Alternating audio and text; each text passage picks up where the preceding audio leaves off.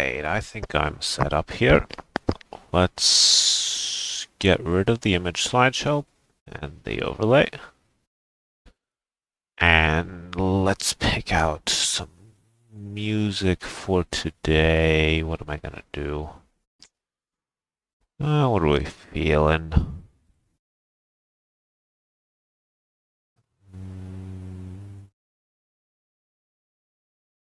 Have that collection.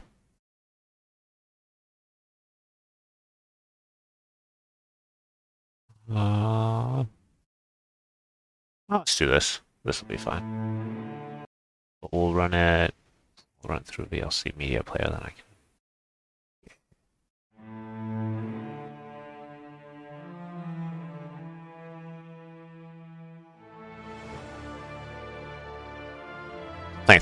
I think sounds good. And let me know if it's too loud or too quiet later on. And I will get started. So the goal is to produce a map that looks like what you can see on screen right here. I'm going to need Notepad for this task. So, Notepad. We're going to need the new map script. Not here.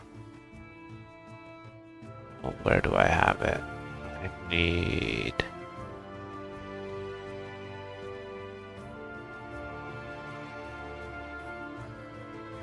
This one is going to be called Caribbean.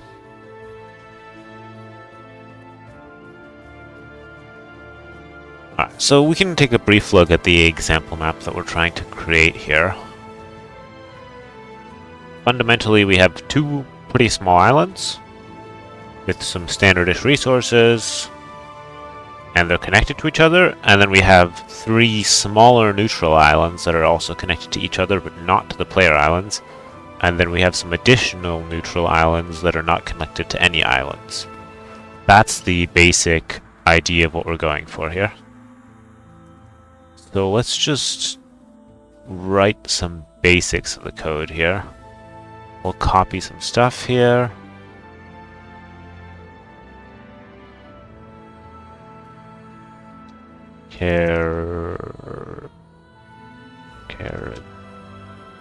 Caribbean.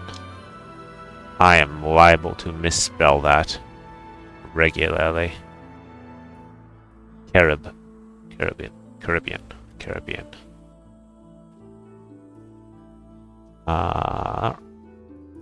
Today is the 28th of February. Alright. And we're gonna need a player setup section, for sure. I think islands is a good thing to put in there. Alright.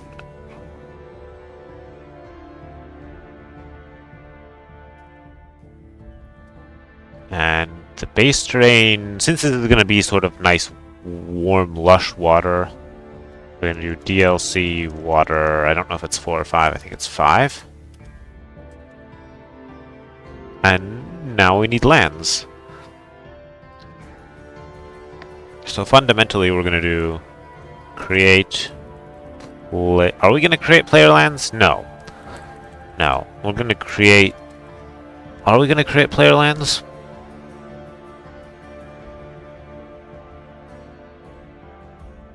Let's try it with create player lands and see how that works. That's...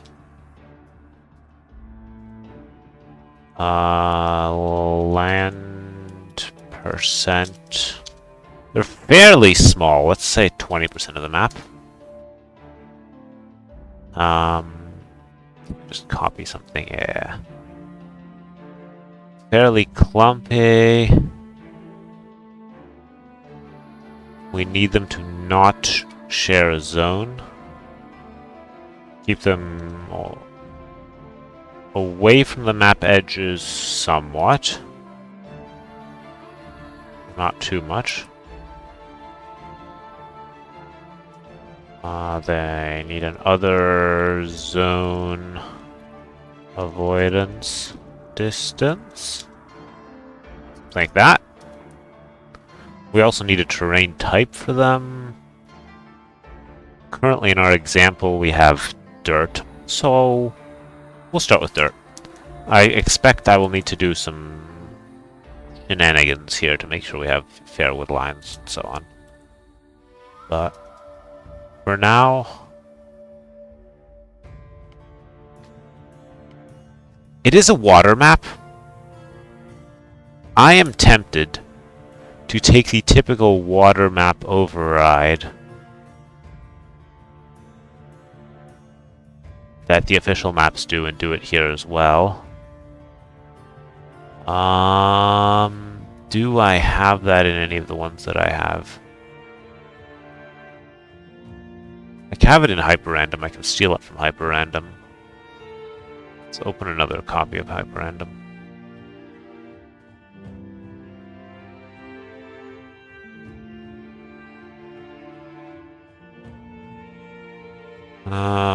Where am I overriding the map size?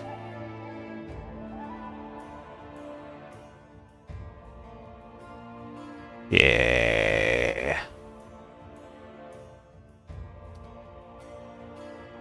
Let's do this. I think this is just good practice for water maps to make sure you have enough room for everything, and we are going to need the room.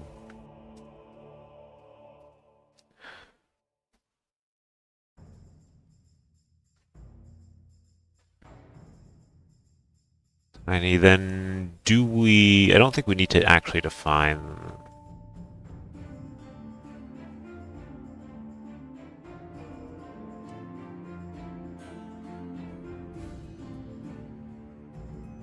Basically, huge and gigantic are now the equal size.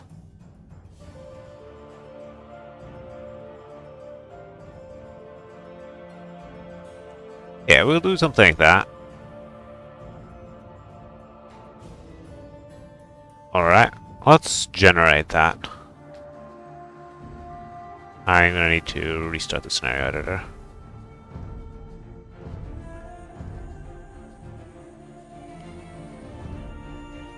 There we go.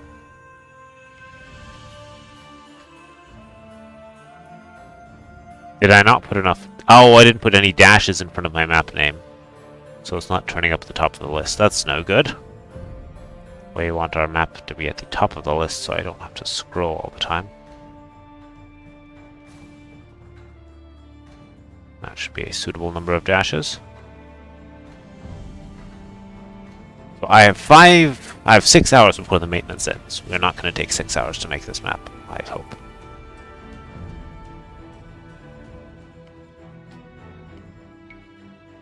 Okay. So we have 2 lands. We don't want dirt 2, we want dirt. Fundamentally, that's kind of what we're looking at. Alright. Kind of spacing. Oh, if I did 50, that's no good. 5. Better. We don't want them to be so clumpy. Let me check on clumping factor. Definitive random map scripting guide.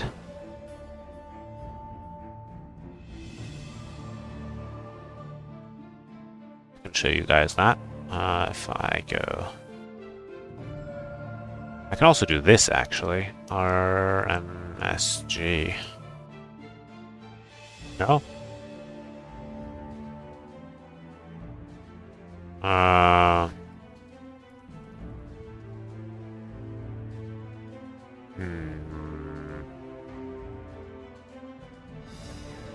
have to check my commands.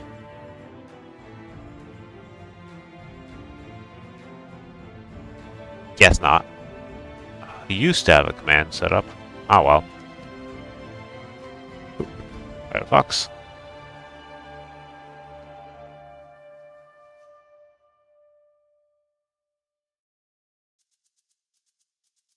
So, we wanted to look at... We can have waves, that's fine.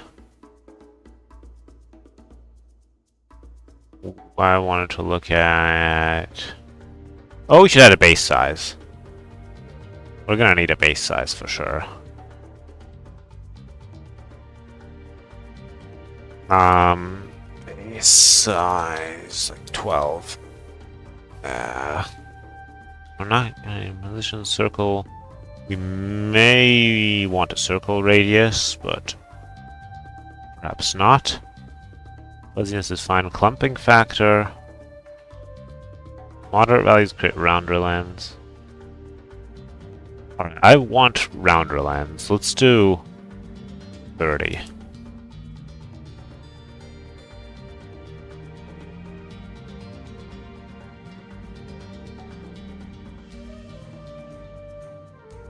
Oh. That's rounder, yep, perfect.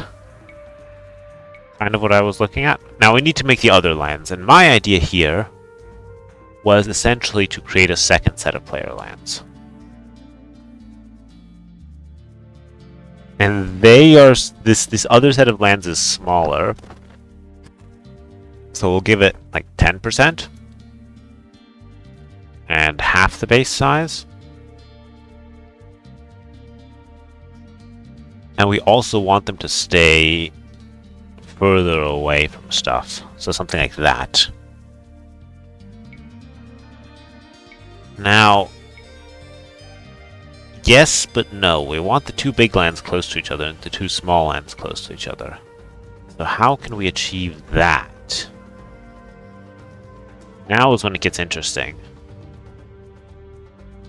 So, create player lands is not going to do that for us. So we're going to have to do create land. Now we have to do... This one is going to be assign to... And we want to assign it to a random player, it doesn't matter who doesn't have a land yet. And then we do the same thing twice.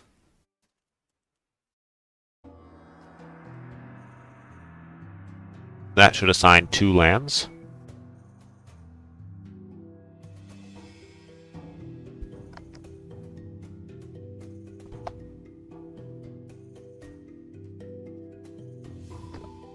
And then we also want these neutral lands. So what we're going to do is do this twice as well. But essentially, well, let's see what happens here. If we do this and we say...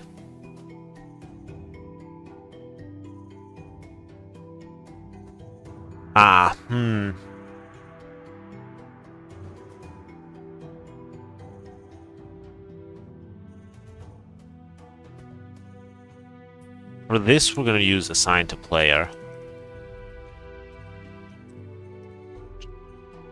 Player 1. See what that looks like. Oh, it's create land.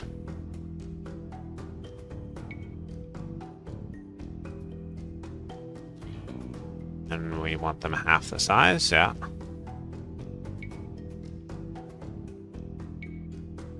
Now comes the big test of how we need to arrange these lands to make it so that they appear sequentially.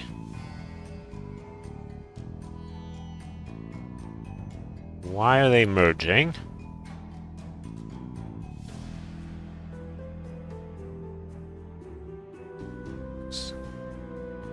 We need all of these lands to have unique zones, so we're going to do Zone 1, Zone 2, Zone 11, Zone 12. Okay. Good, but not good enough yet.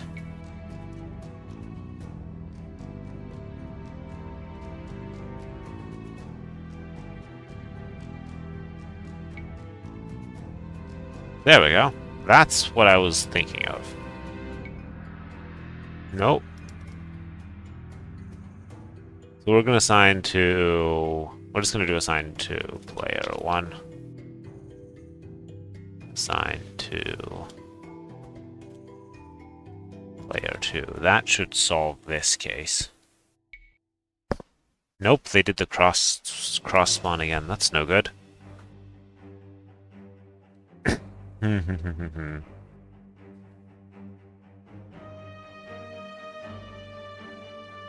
That's no good.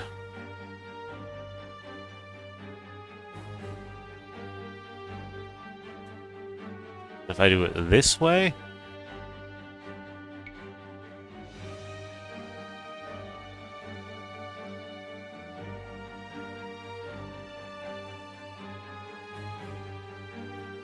No?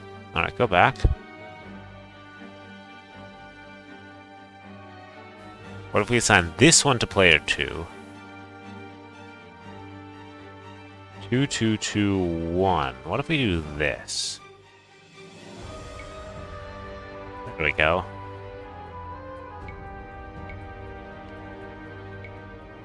I want no cross spawns.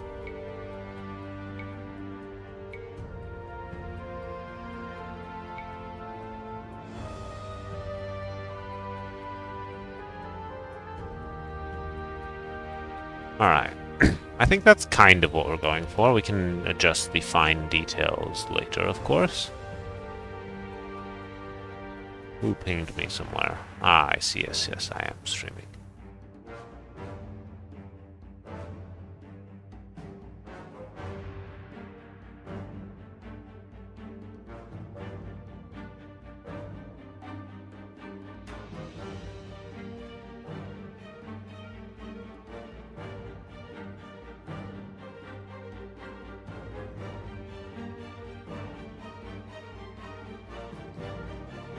Never mind. That's not important for me right now, this instant. So, let's continue. We need one more small land.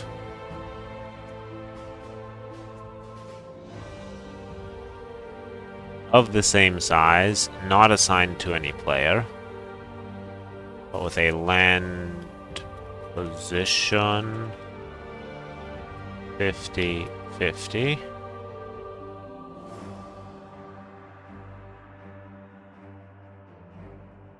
And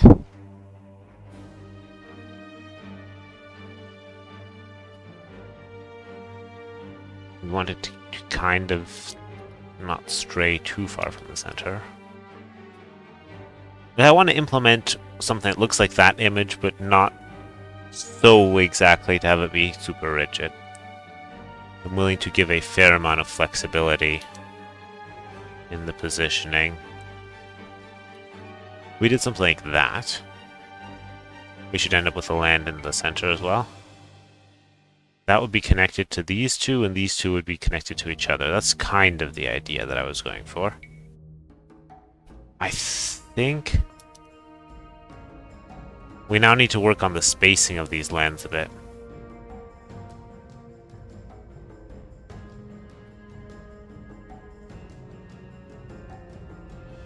Let's improve the...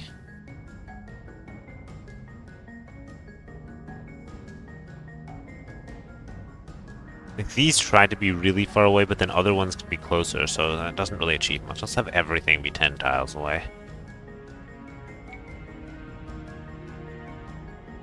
No, that's quite rough.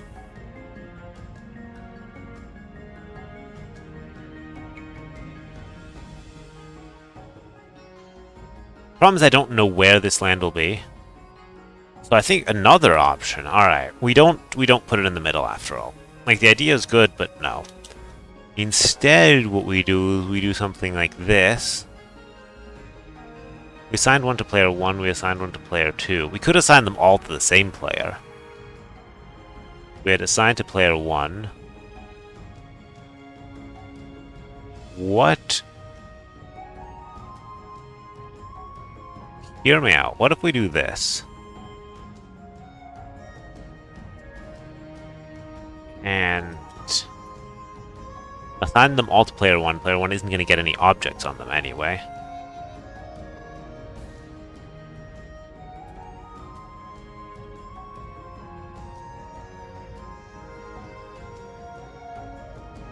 Something like that.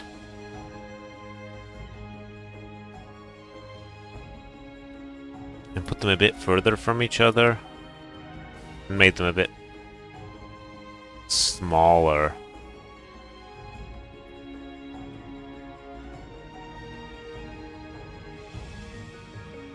Well, I think we also even make the player islands. So we'll keep the player islands the same size they are, but we make these things noticeably smaller.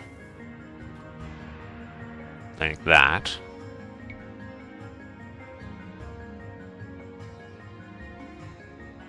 Okay, they're kind of far from each other. That's more what I was looking for. Maybe a wee bit bigger. We'll do 4% again.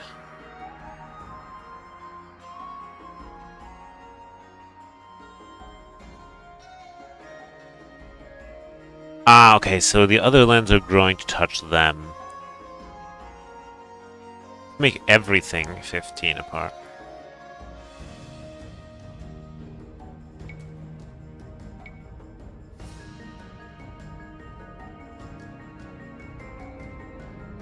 Okay, well, sometimes we get a little spike there. That's no good.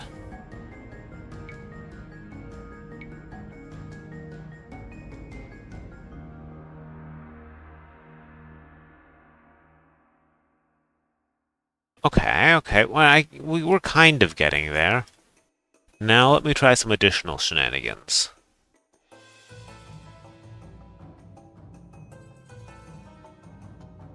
What if we create a land here of terrain type water? Land percent 0, base size 1.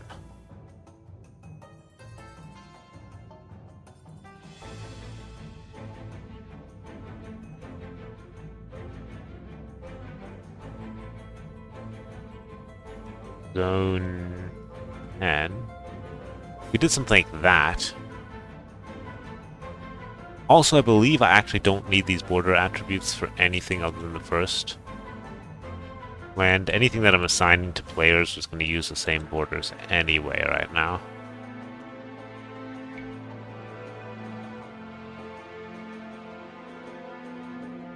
Well, I believed wrong, it seems. Put those borders back in there.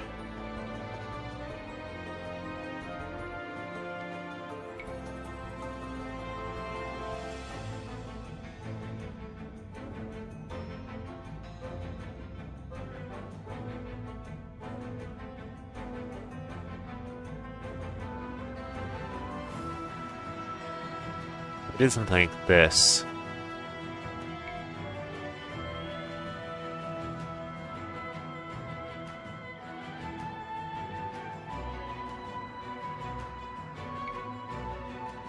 We do something like this, and then they wouldn't have to stay away so far. We can say 10.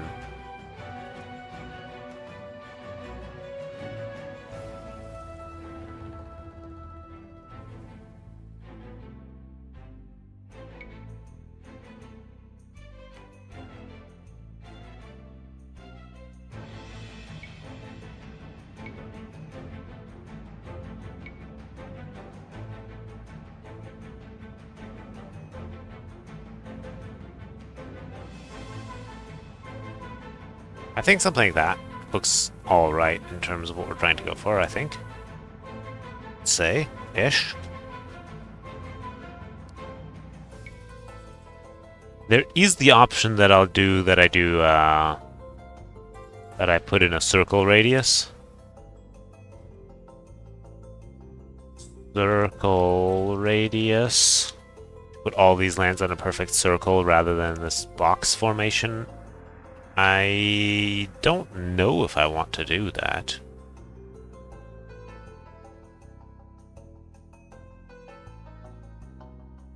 Let's try with circle radius and see how it feels. The default 20.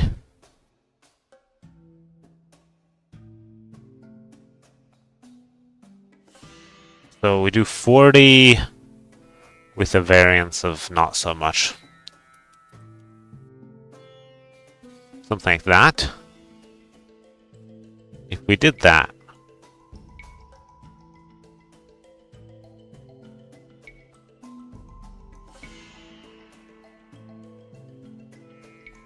I think that's sort of what we want it to look like.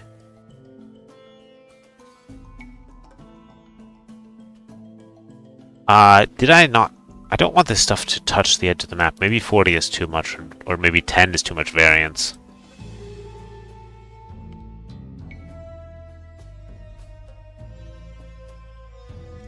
Maybe 40, maybe we need to do, 38.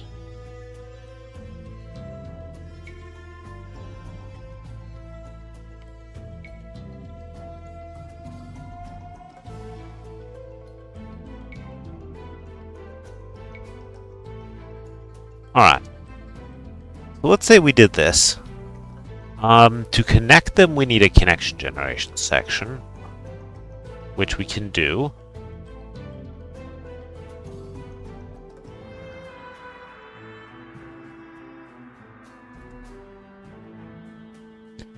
And we essentially want to create... Alright, we want to replace the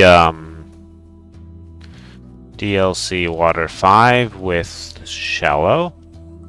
Although actually, let's take a look at my example image again. My example image uses DLC New Shallow. And looking again at the example image, we want it to be fairly wide. We'll see.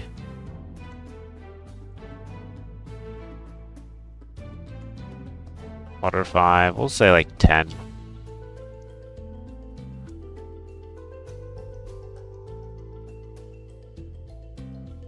We don't really want the connections to run through excessive amounts of water. We'll give that a cost of like 15. And also, now this is the big trick.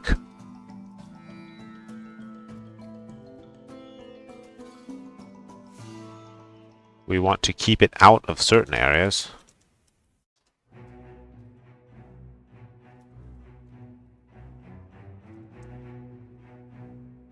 Terrain cost water 0. Terrain cost dirt 0.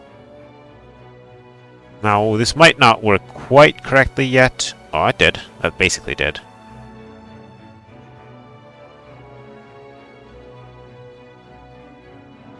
That's what I want here. Looks good. Let's just add a terrain size.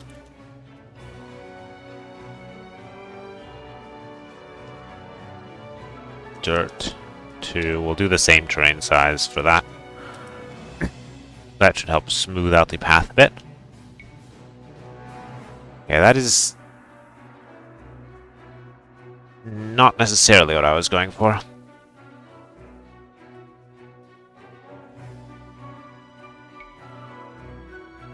I basically don't want it to be so boxy. However, I also don't want what we had there, so I need to find the right. Also have some sort of insert button pressed. Let's get rid of that.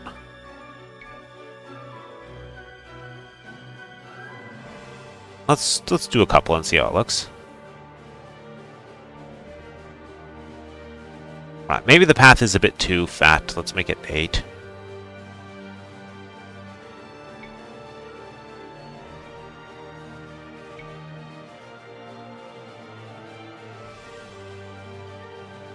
Let's also make it expensive to run through beach.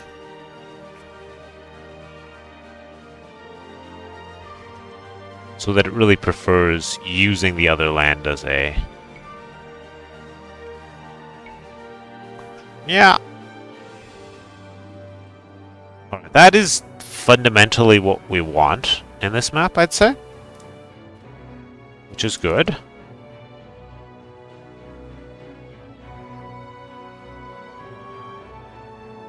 Now we also need to connect the 2 player lands. That's easy enough.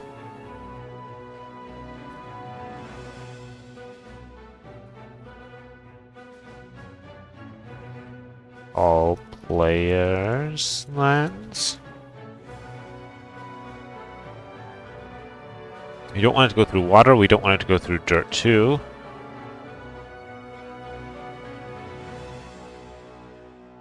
We do want it to go through dirt. And here I was requested to make very wide connections. So we do something like that. Well, let's try that. Okay, 25 tiles is wider than it needs to be, honestly. Alright. Let's go like... I said the land is 12, has a base size of 12, so if we go 10 here, and we go 20 here, let's see how that looks.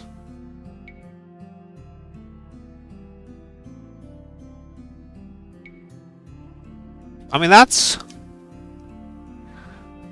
quite wide. It can honestly be narrower than that, even.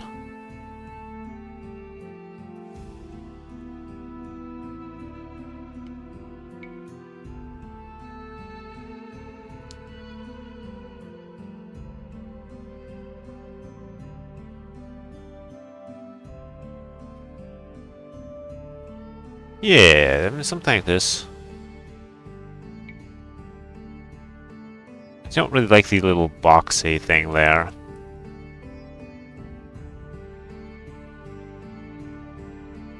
Would this be too narrow? 15? Nah. This is still pretty wide, would be tricky to wall. Okay.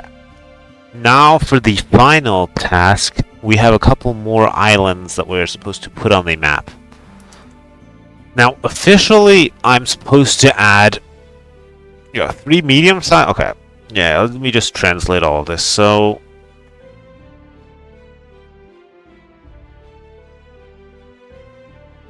yeah, the connection between the two players should be difficult to wall and should be 25 tiles wide. Now, we tried 25, and that just seemed excessively wide.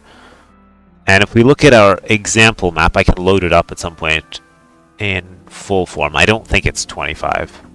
Or wait, is it going 25 and is that... wait a minute. Let me just do a quick test. If I remember this correctly, if I just do 2, is that going to be 4 or is it going to be a width of 2?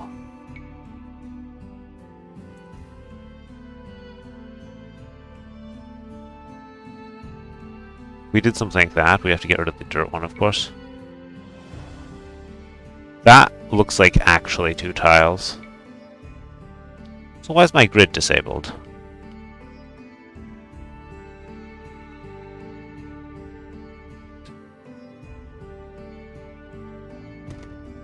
Alright, so if I increase that to 3, is it going to look like 6 or 3?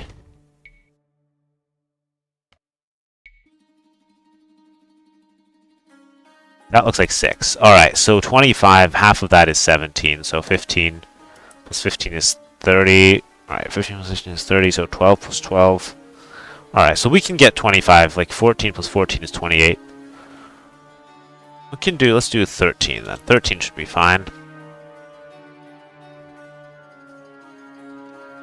Something like that should be good.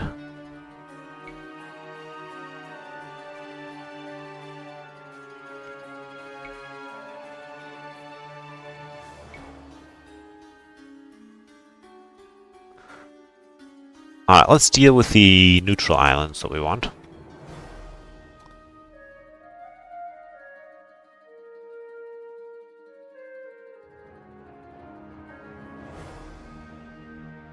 And for that task,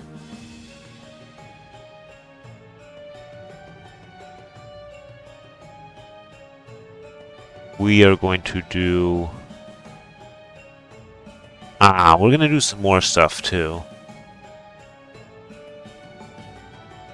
We are going to go land ID. We're going to put a land ID on these things so they don't spawn player objects, just preemptively.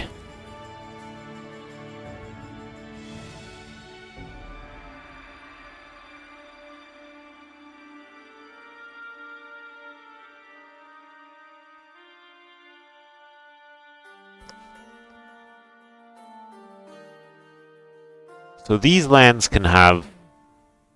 Well, we'll give them each a unique ID first, and then we can... If we don't need it, we'll give them a shared ID later.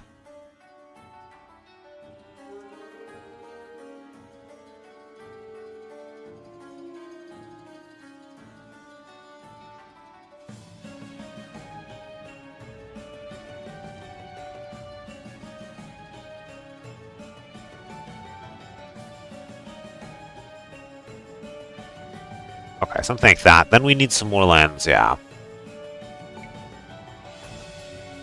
And in the example, those are sort of up there. That's going to be tricky to do. Alright, I'm going to have a short think about that. Lands in the corners are doable. But a land up here between the players, I'm not sure how I'm going to do that. I'm going to have a short think about that.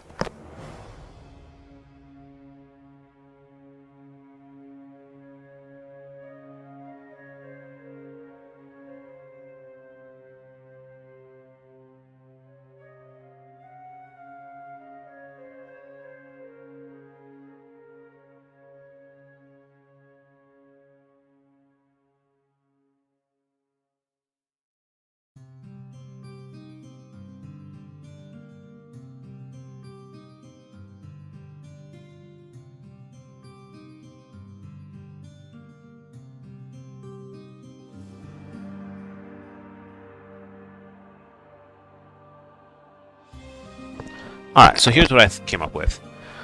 I think I've gotten as much mileage out of player lands as I'm going to get. I don't think I can force a land up here,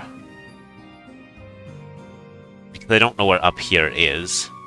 And if I put another player land between the players, like just as a short test, if I put a miniature land here,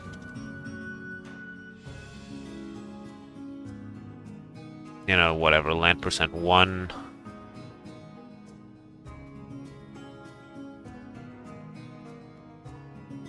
If I did something like that. Well, besides the fact that we would have this issue, and the land not being in the correct position, okay.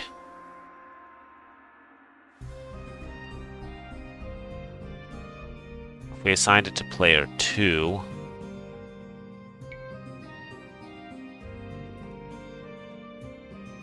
I don't think this is not a good option overall, but I'll just for proof of concept, let's stuff it in there. So I mean, I could do something like that. And we wouldn't want to make it grass, we'd make it, you know, whatever, dirt 3.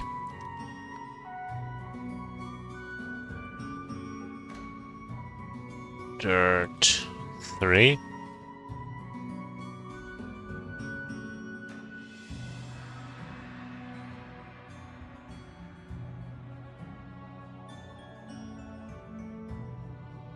Give it a clumping factor as well. Oh, let's give it a base size of 3. If we do something like that, then it would still... We'd have something like this. And of course all the other lands are connecting to it as well, so we'd have to go here and say...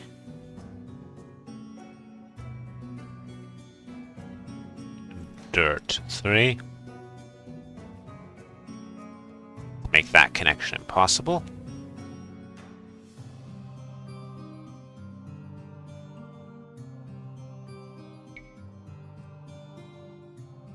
Like, that is an option. Maybe.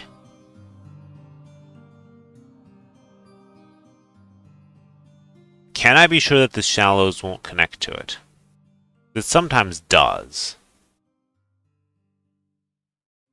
Is that an issue? It shouldn't be connected to it ideally, but... Alright, how could I deal with that? If I make this thing...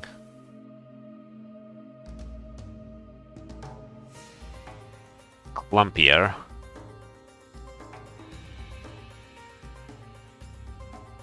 Add another zone avoidance distance to that.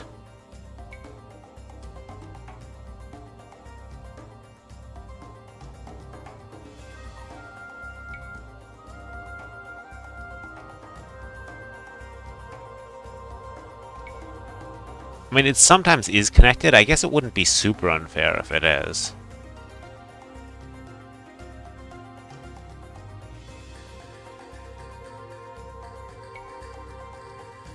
Let's just give it a number of tiles. Number of tiles.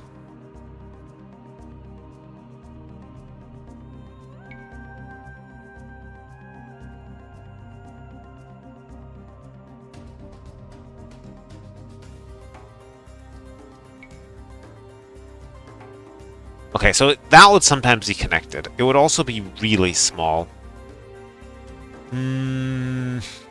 Alright, let's load up the example again to take another look at what we're really dealing with here. It's quite a small island. It does hold a relic. I could pop the relic island in the middle, and then put one island in each corner. That would be an option. These things can honestly... Alright, like the connection here is kind of small. These islands can be smaller than I currently have them.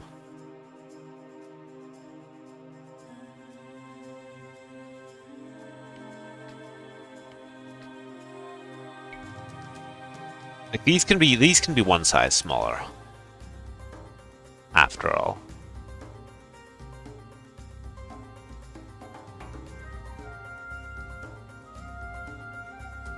And don't need to have as wide connections between each other.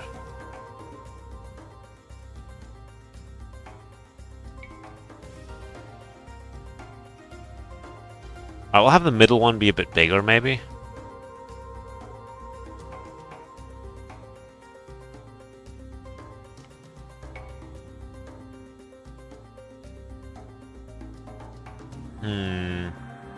No, I liked it when they were all four.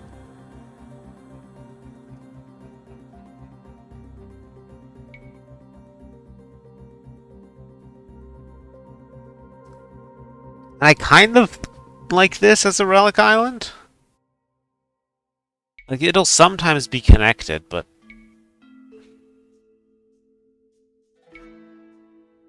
it's often not, and it encourages these islands to not be so close to each other.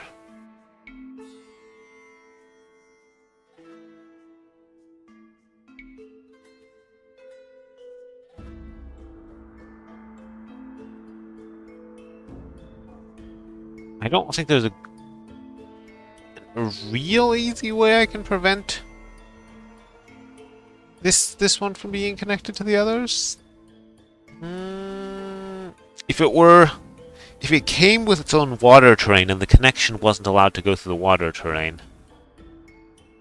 Yeah, okay, there is actually a way I can ensure this thing doesn't connect. And that is to make this land initially not out of Dirt 3, but out of, like...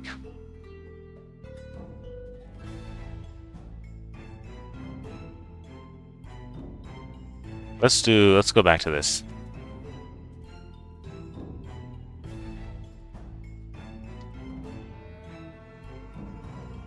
If I did that, then that's where it is. Now we need a terrain generation section. Yeah, this is a good solution.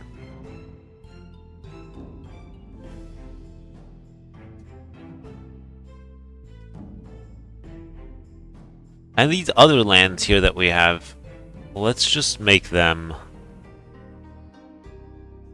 like med water.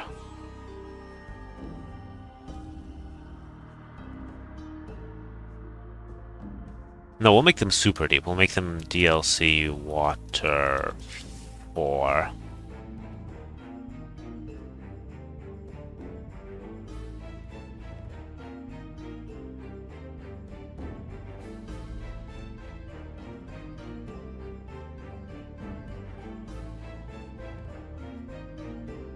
I really like this idea, actually.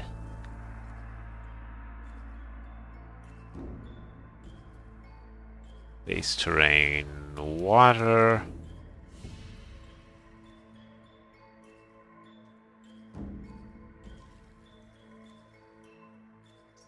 facing two other terrain types.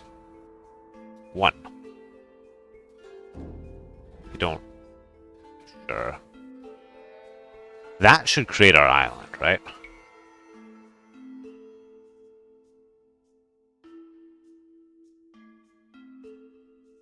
Now we need to go here and change some of this stuff to DLC Water 4. DLC Water 4.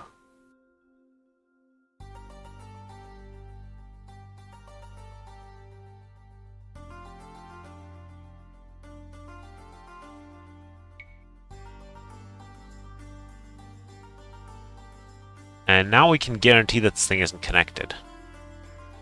Let's make it a bit larger, though.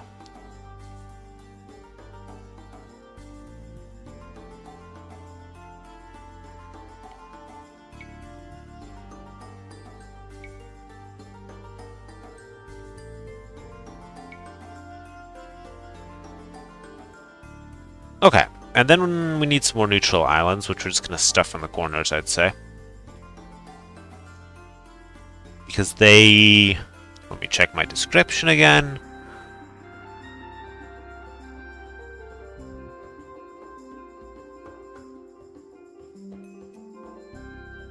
Three non-collected small islands. Alright, I'm going to stuff those in the corners, yeah. Did I give this special land that I created here an ID?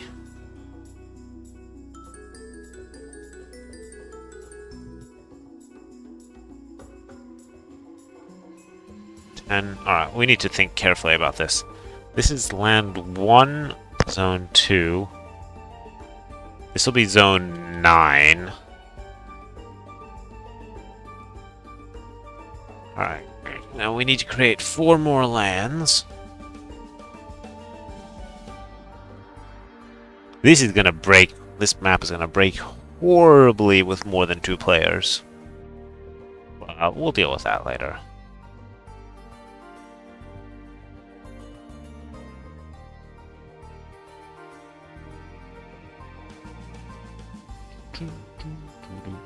I think...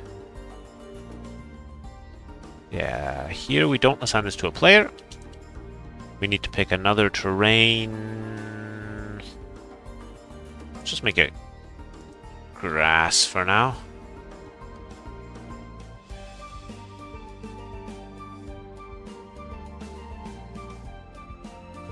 Yeah, I'm not sure with my commands what was going on there. Let me check Streamlabs, what I had set up. Maybe I had it set up as something different. Or it's paused or something, I don't know. Got it. No, was it Nightbot?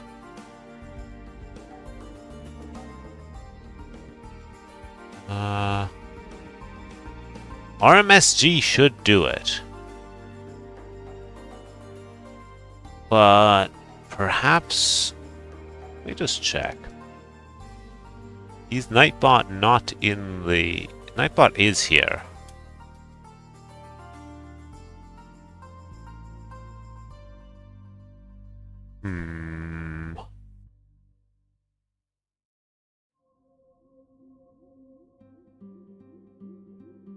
Command dashboard. Maybe I need to agree to the terms of service again? Doesn't say though. Privacy policy? No. Not sure what's wrong there.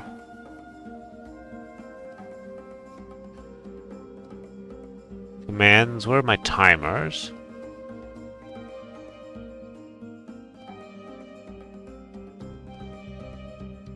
Weird.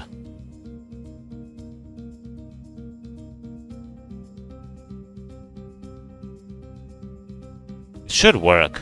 I'm not sure what's wrong there, actually. Well, let's try... Nah, I don't know. Not sure what's wrong there. Like, Nightbot is actually in my channel. Edit. Nope, no idea, no idea. But I do default.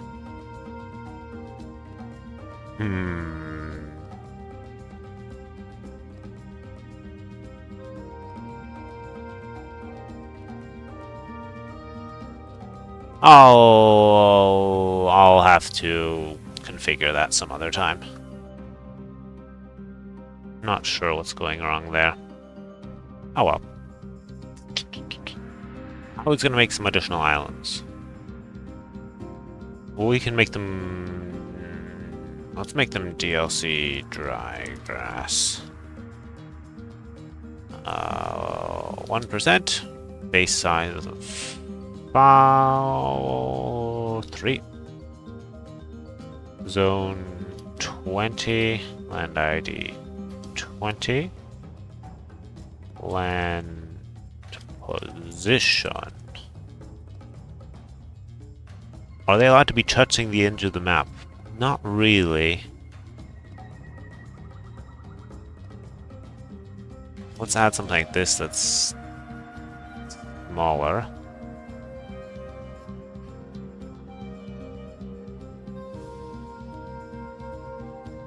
Other zone avoidance distance of 10. Actually, we'll say these things don't need to stay so far apart.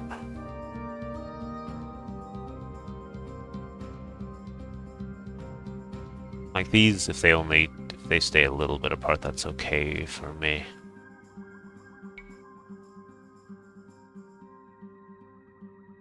Fine. Ignore the fancy shallows right now. Also, we're gonna need a border fuzz. Don't actually want them to touch the border.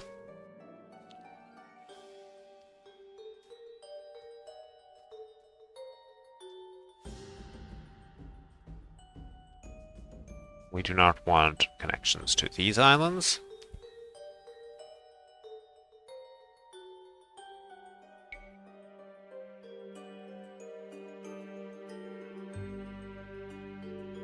Okay, that's good.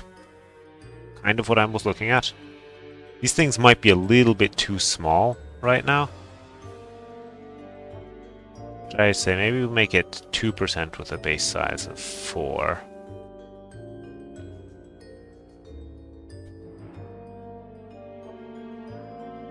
Or even a base size of 5.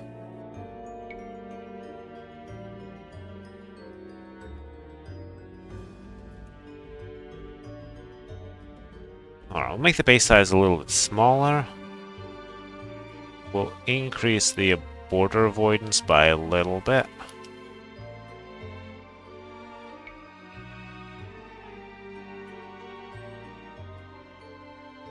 And then we'll make 4 of these. They can probably share a zone and a land ID, to be honest. They're not going to merge anywhere with the zone.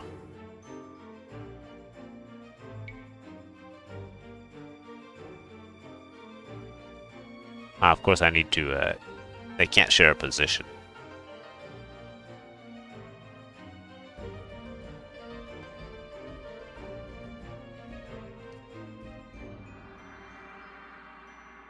There we go.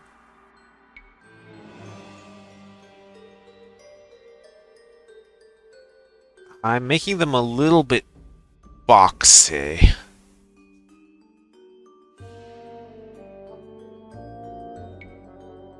Alright, let's make them smaller again. I think I'm overdoing it with the size.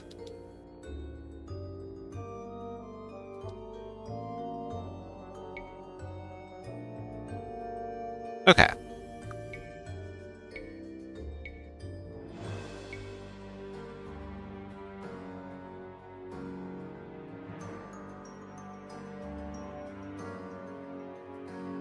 I might also be putting them a bit too close to the corner.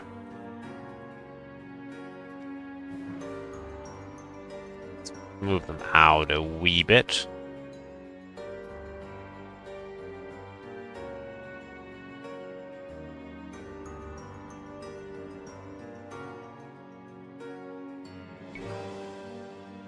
Which one did I mess up? 10, 10, 90, 10, and soon we should be 90, 90. They don't look so squished. Alright. I think for the basic structure of the map, this is good. We can choose to adjust terrains and stuff now. That's going to be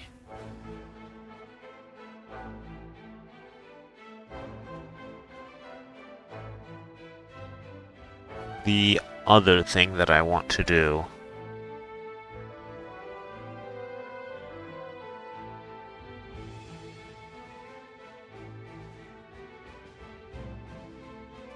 And I think what I want to do is make the two lands here not have... We're going to have this one be dirt, and this one's going to be dirt 4.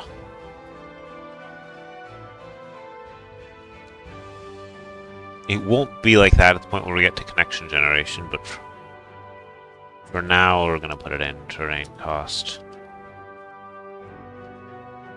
Dirt 4. No. DLC. No. DLC. Dirt 4. Now we just have to make the map look pretty. More or less. Let's deal with woodlines first.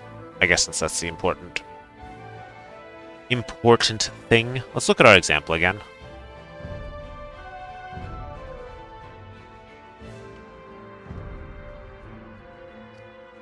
So we have 4 wood lines on the big islands. One big one here, medium one there, small, small, small on the remaining islands. Easy enough, and then all of them end up being desert. We can do that if we wish. If we wish. We wish. Also, let me check my description that I have again.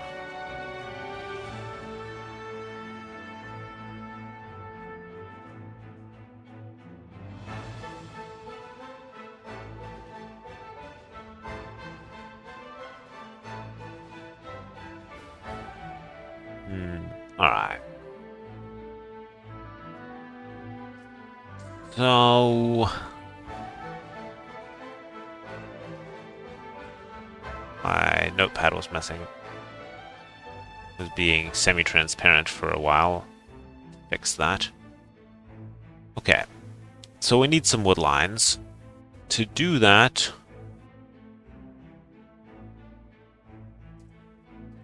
create... terrain Palm Desert.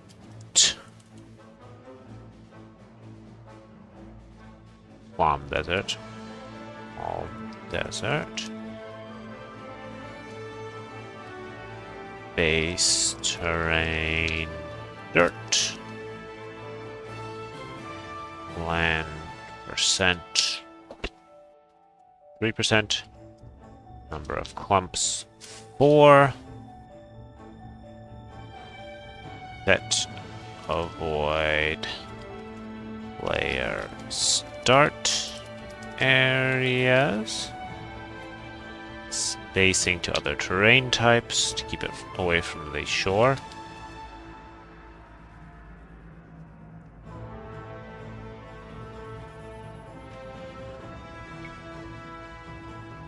Right.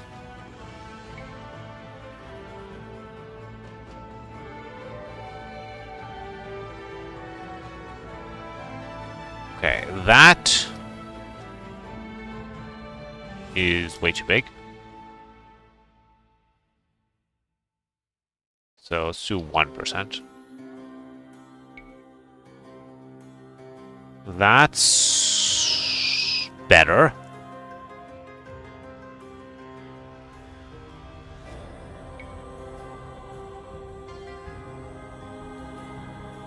We also, I kind of want my connection back. Why is that not working? Oh, of course, we don't want it here.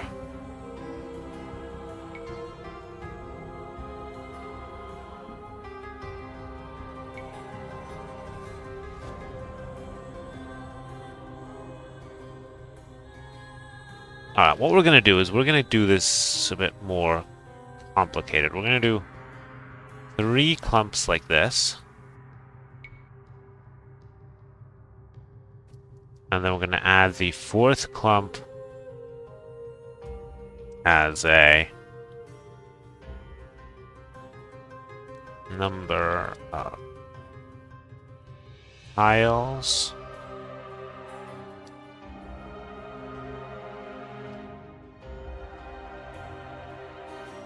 Yeah, we're going to add 1 like that. So that should end up with 4 clumps.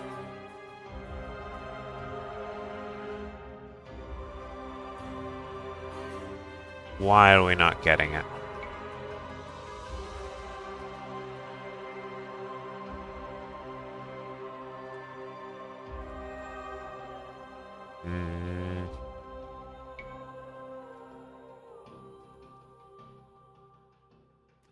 Okay, no, that's dumb.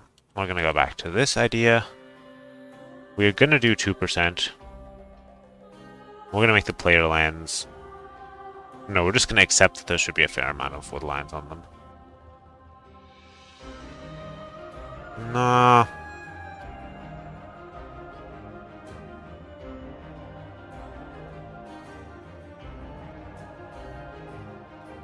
We're gonna do this. These wood lines might be a bit small, we'll have to...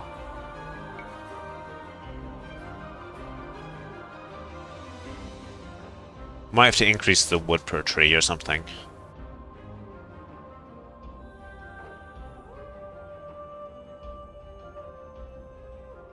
Alright, we'll probably allocate a little bit more land to wood lines afterwards.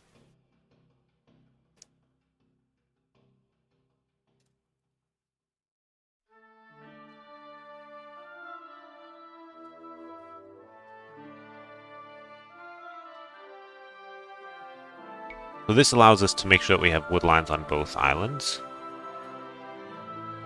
Then once we've done that, we can essentially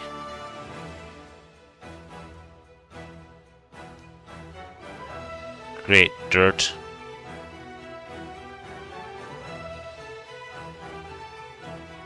on the DLC Dirt 4.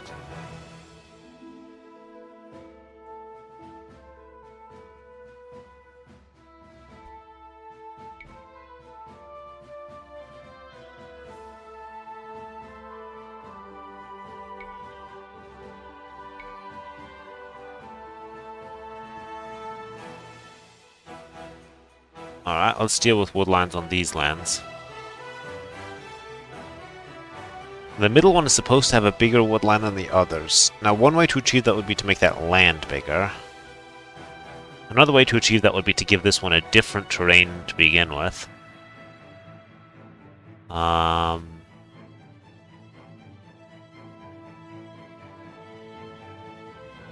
Make the middle one of these, we call this one Grass 2.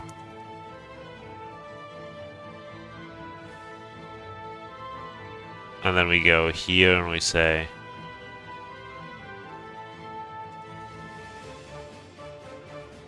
terrain cost Grass 2.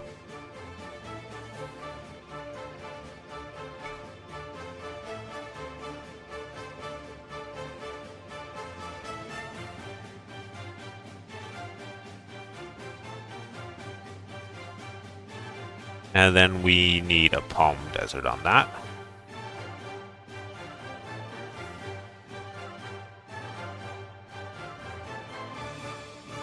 We essentially want 1 clump. We don't care about this. Probably something like that.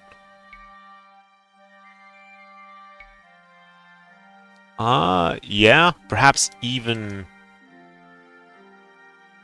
bigger, just taking up the entire land. Yeah, taking up the entire land, but one more spacing.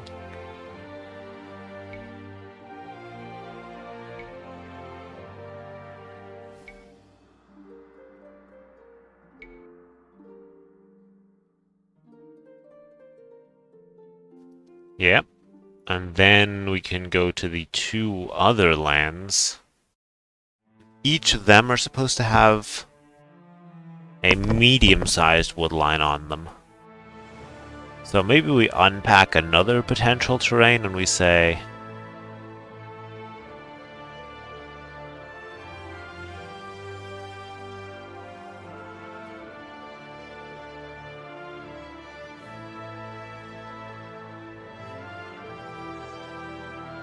we do something like that.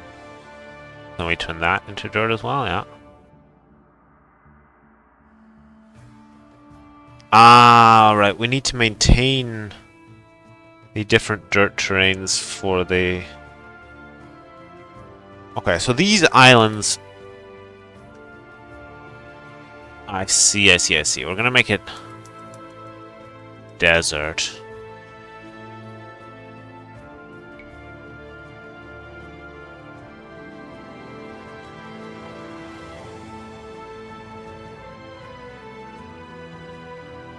Yeah, we're gonna make this...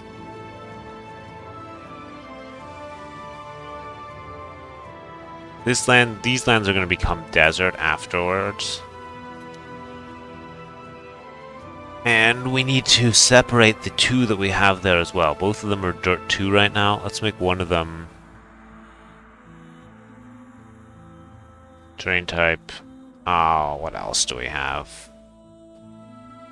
Have we done grass 3 yet? Good.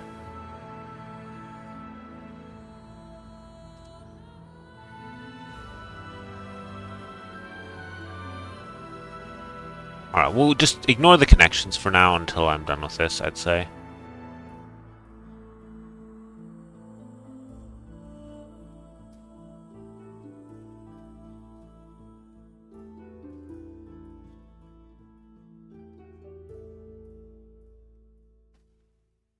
So we want to make Palm Desert based on grass 3.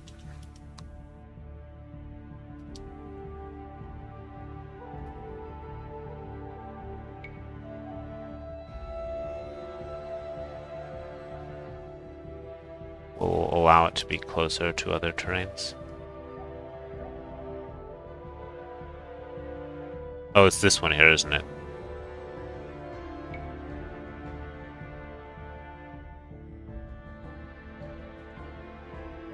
No, we actually don't want to allow it to be closer to other trains. Well, this one we do.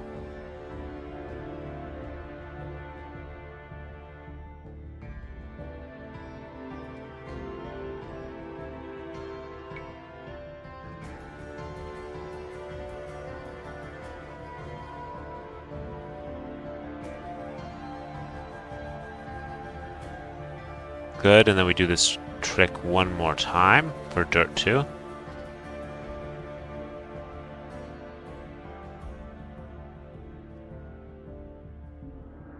Dirt 2.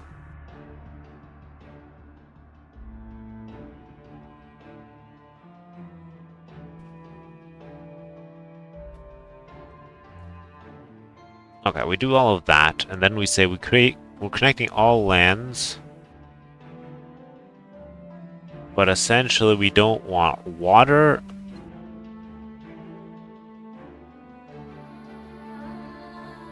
dirt 3, dirt, or dry grass to connect.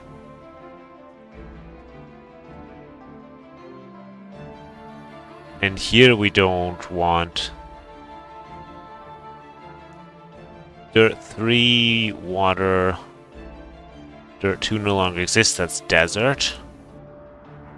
Dry grass to connect. Yeah, well you want something like that.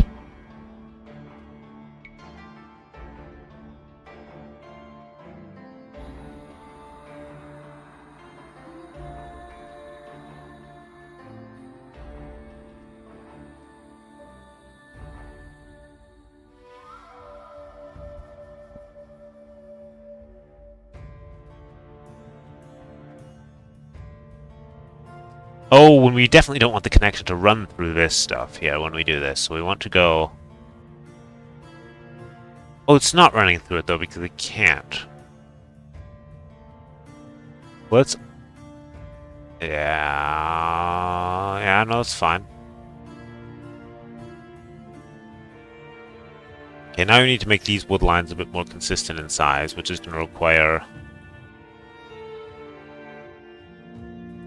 slimming down this, making the lens shapelier.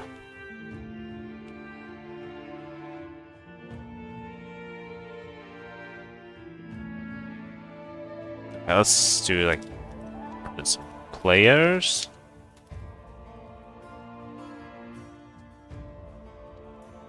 Gaps.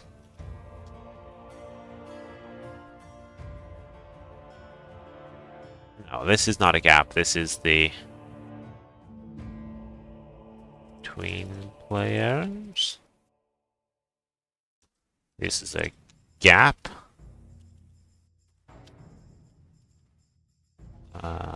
Neutral lens. Neutral lens.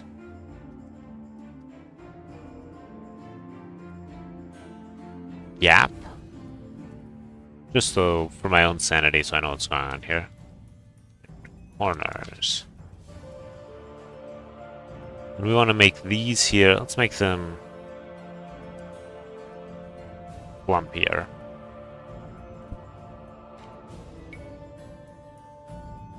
Chunkier, yeah.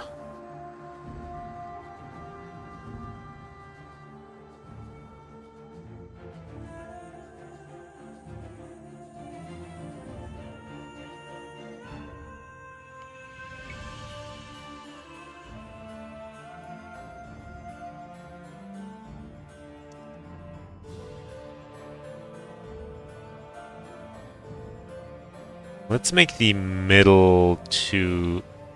Okay, 4. Make the middle one bigger.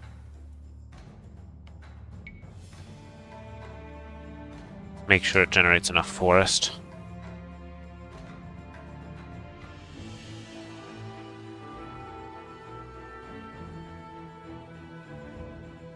Let's see if we can up the base size even more.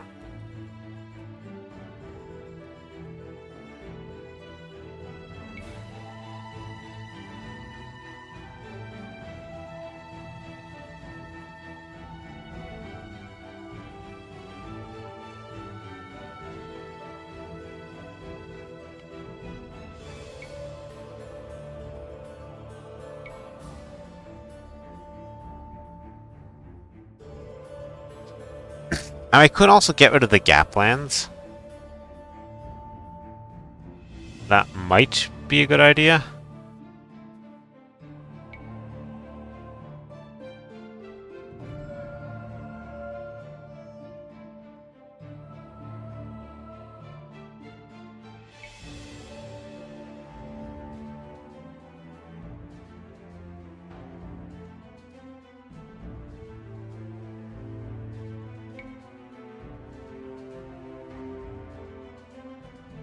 I kind of like them, though, for ensuring that there's enough water.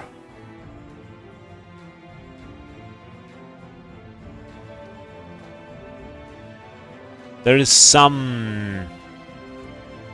Am I using a circle radius? Let's just axe the variance on that. Make it a bit more consistent.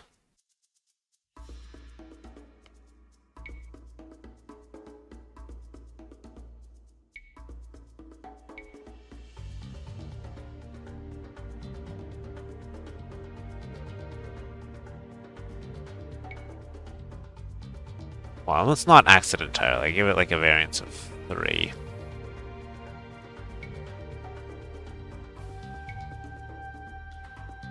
Okay. I think that works with the wood lines.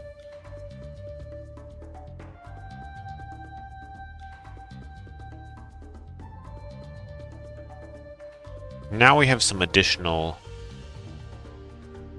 lands to deal with.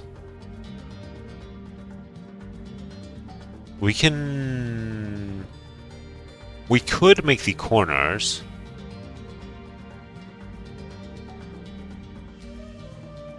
share the same terrain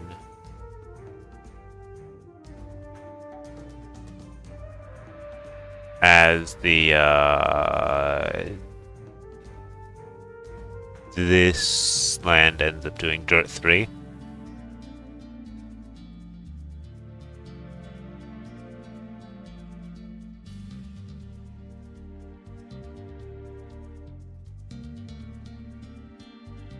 I think that would be okay.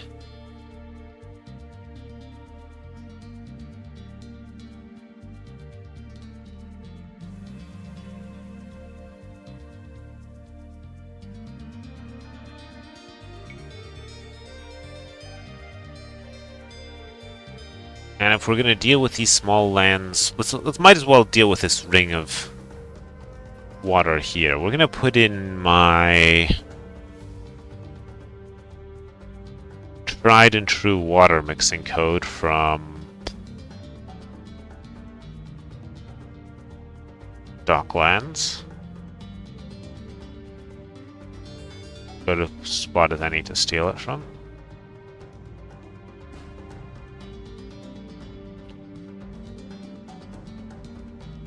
And then we're going to see that that's going to cause issues, and then I'm going to decide what we actually do with the water instead.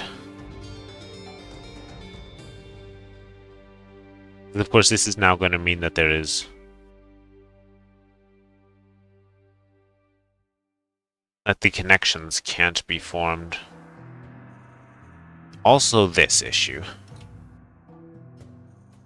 So what are we gonna do? What are we actually gonna do about water mixing?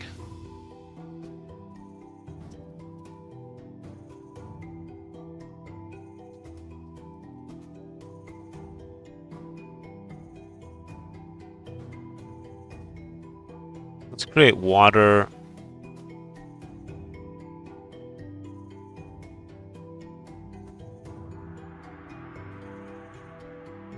If I did that just as a start.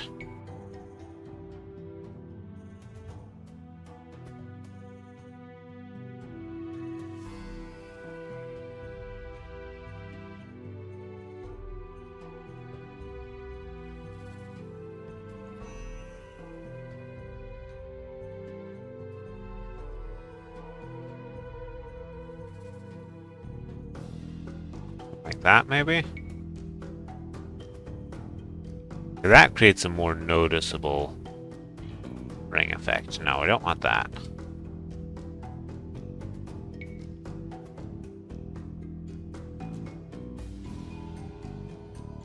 And now we just create deeper water all over the place. So we are not going to use the perfect water code. What we're going to do is create terrain water, water base terrain water 5, base layer water DLC water 5.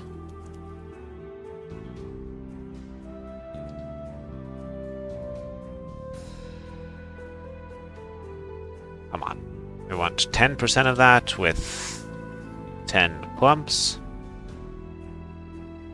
We don't care about spacing. Let's see what it looks like.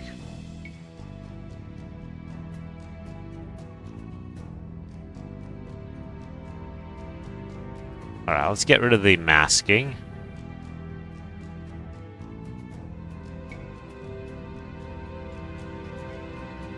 I basically do not see it, because this isn't correct here. We created water on there, so we want...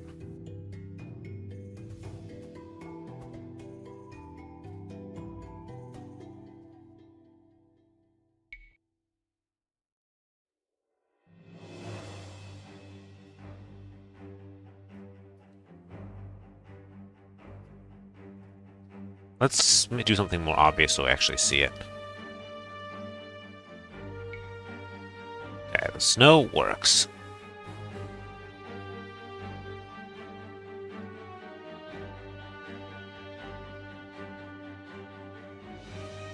And we'd probably want like 25% of it in 15 clumps.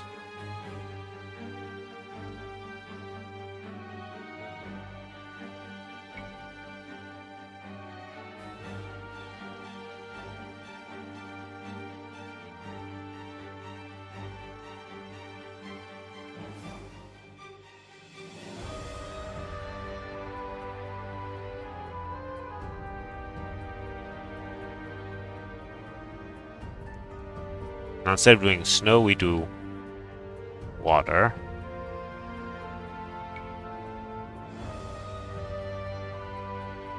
Alright, see, now we have some bits of deeper water. Ignore connections for now.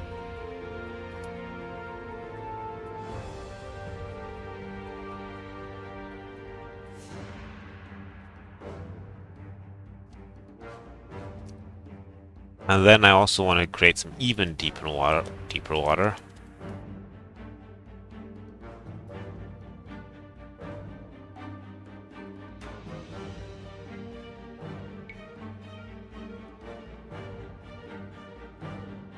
Alright, that though does need to be spaced.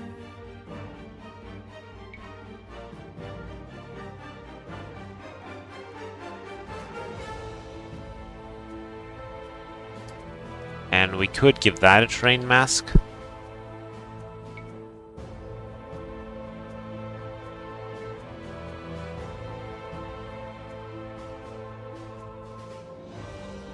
We give it a terrain mask of 2.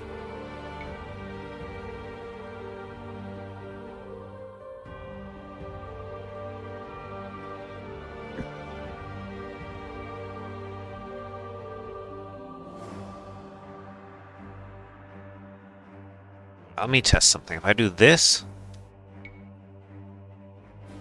then one of these deep areas here, can we still dock that?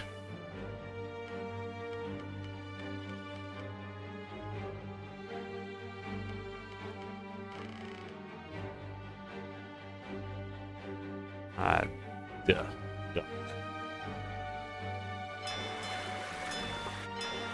Right. But if we did terrain mask 1, then I think I wouldn't be able to, is the issue.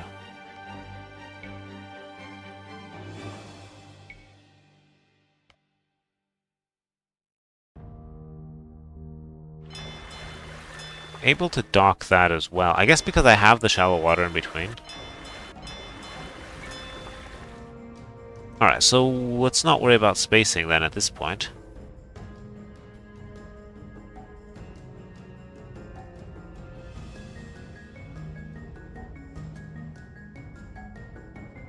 We'll do terrain mask 1. We'll do terrain mask 2. Then let's create some deep water. Base terrain water.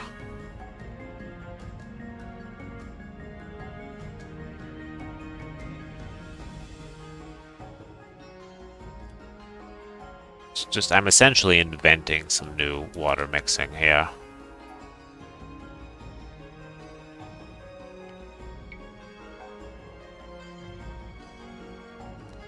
Water doesn't need masks, but it looks nicer.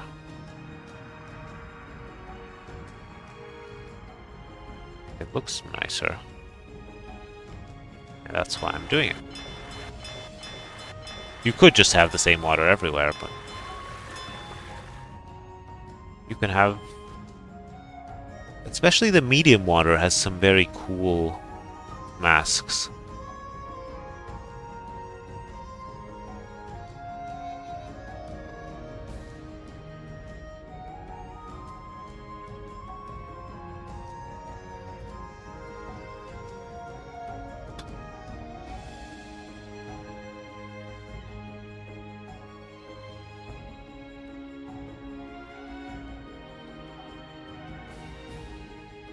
What else could we do here? We could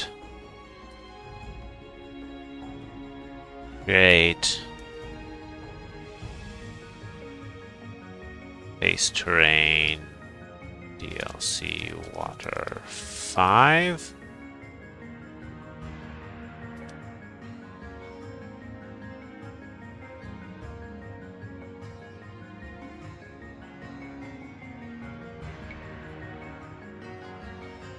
Yes, I do think big trees look nice.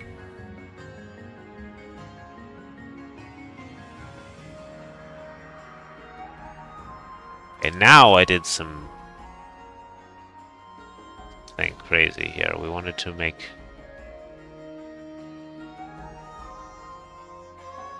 Did I, though?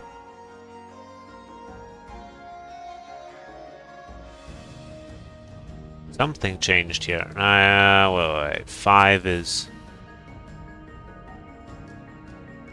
Create 5 on top of 4. That's what I need to do.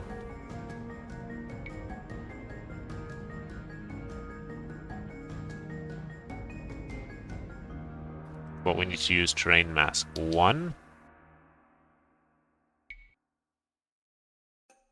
Basically, I want to hide these 2 little spots, these fake bits of water that I was using.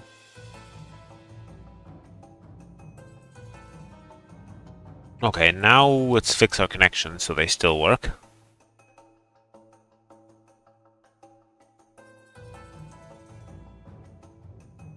And to do that, we basically need to go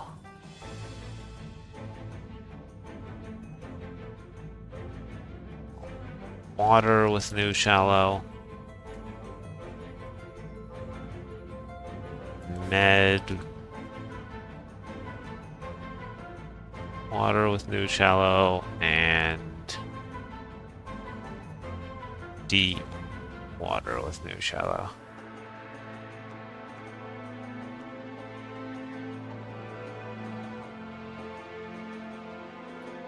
No, this map is going to be used in a tournament. However, I still want it to look nice. Okay, something is not quite...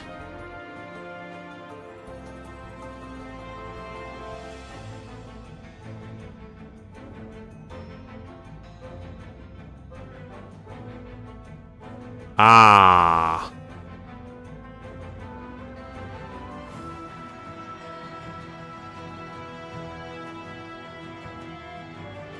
Ah, I see. Okay, we have to...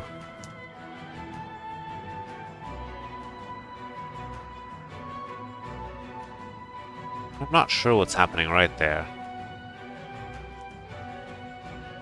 Water 5? Water, medium water... We need to make the terrain cost for all of the waters be the same, too.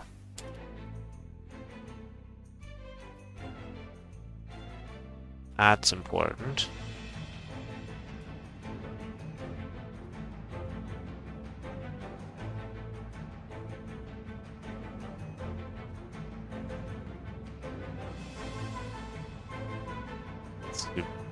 And the terrain size is probably even more important than the cost.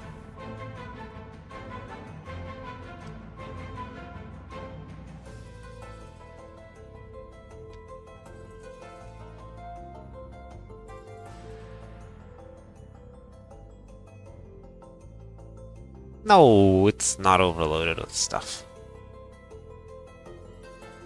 The water looks very similar on the minimap.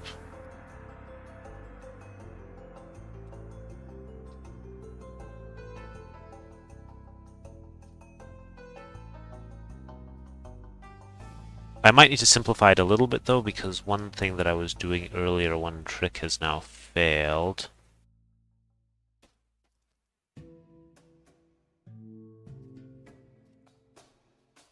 Size, deep water.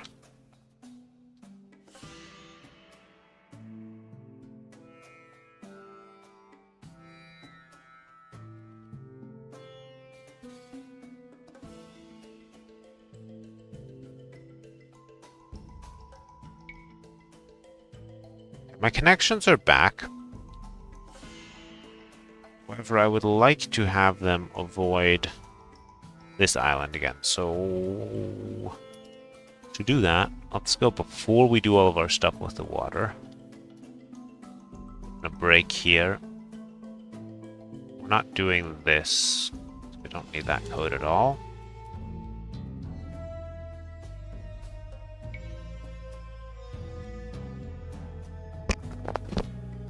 So I wanted to mask this. That should be no issue. We can do that right away.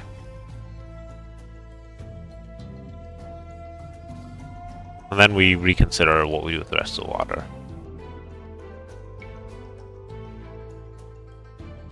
Okay, so that sort of hides that terrain. Then here we have a ring of water, and that needs to be there so that the connection doesn't run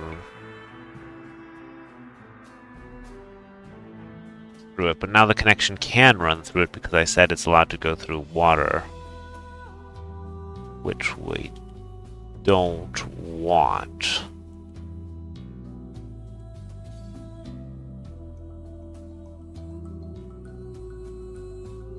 I mean, okay, the other one can run through water if it wants to.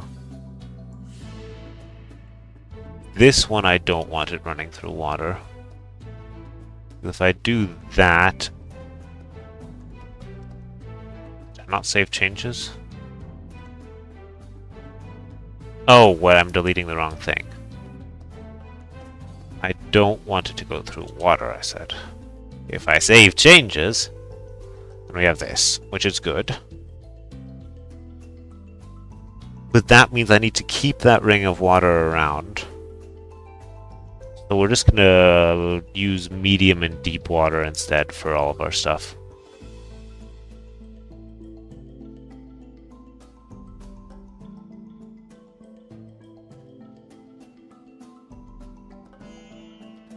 We can create with a terrain mask of 1.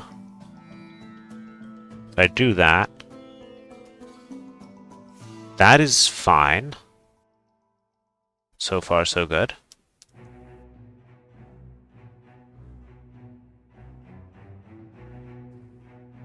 Let's also mask that area a bit.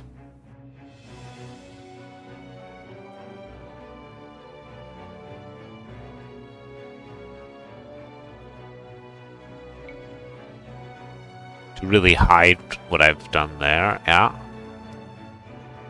Now we need to conceal things like this, so... Here I created water.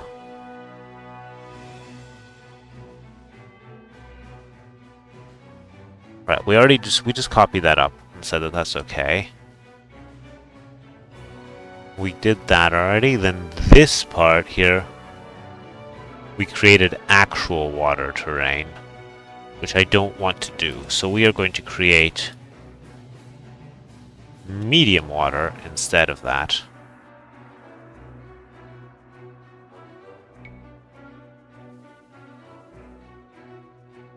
And now we're going to see, can I dock?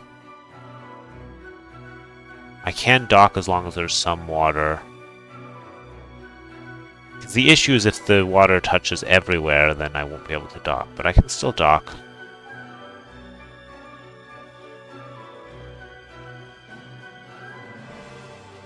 Okay, good. So that will be this one. Then, previously I created medium water.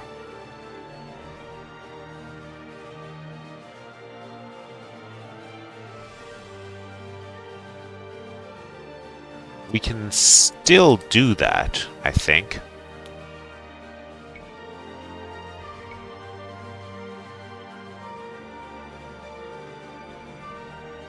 Yeah.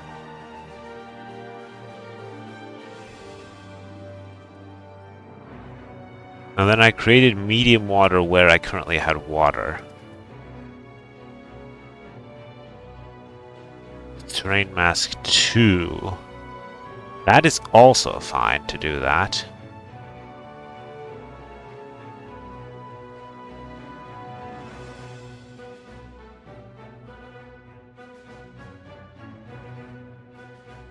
Okay, then we did this thing where we created medium water. That's what I just did.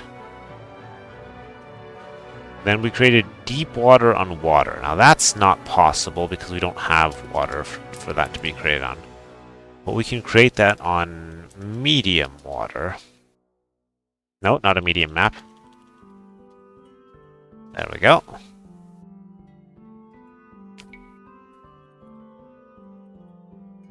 Okay, that does not look so impressive. I think we need to put some...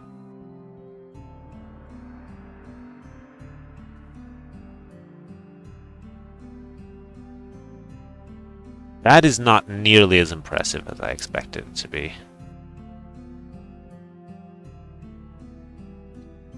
DLC Water 5. Let's try that instead.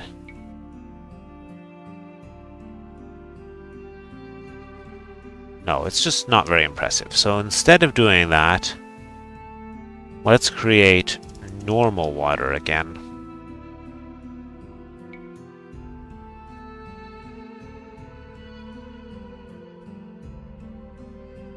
On some of those areas.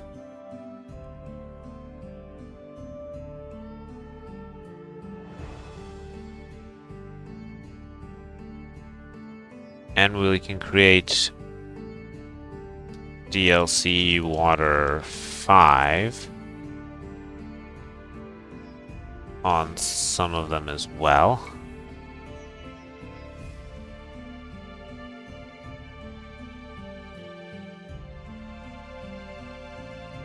And we can also do that with the other terrain mask.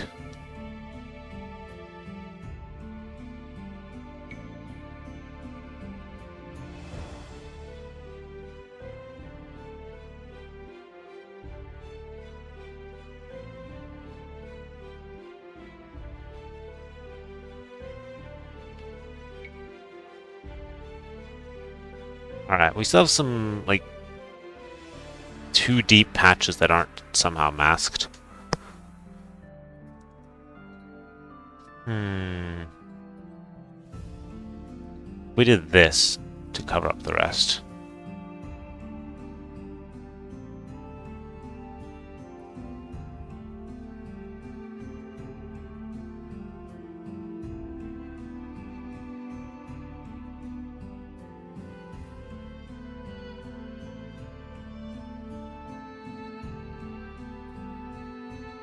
But only where the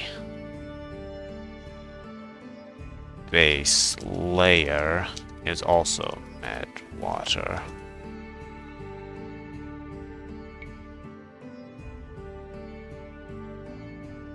That has no effect.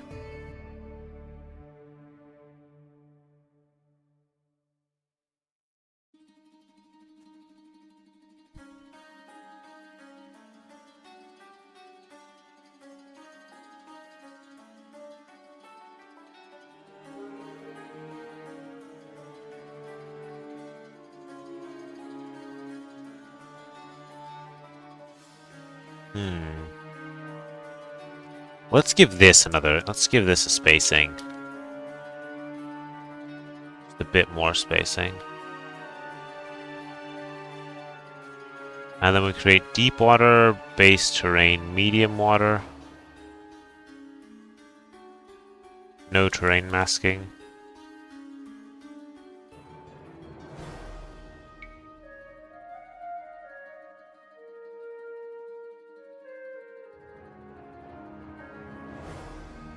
No, let's not do that.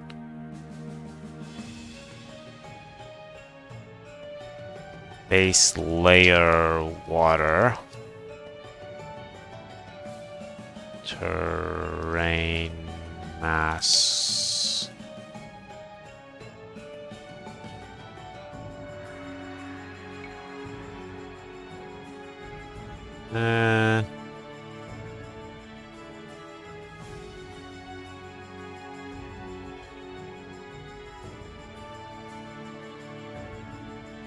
I don't like these sort of super dark looking areas that we're getting.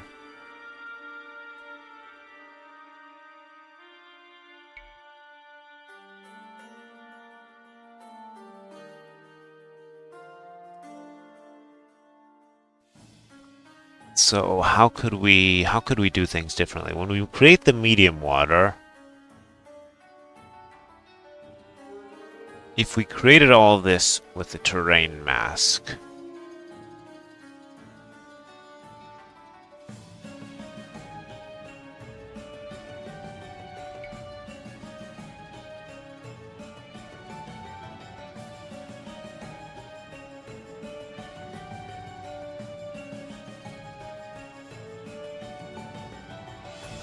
then we'd be at this point.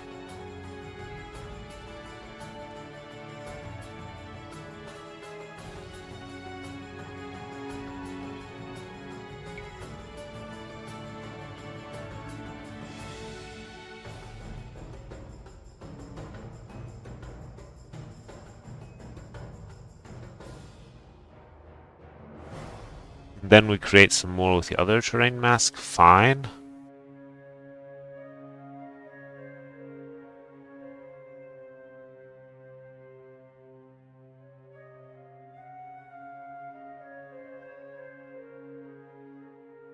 Fine, but now can we put in some deep water?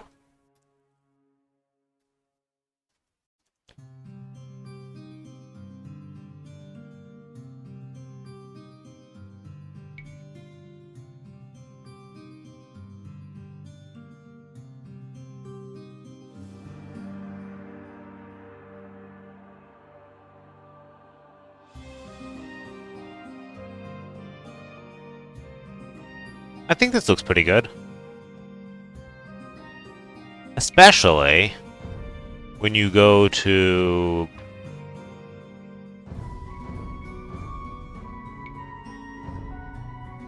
this and we actually render the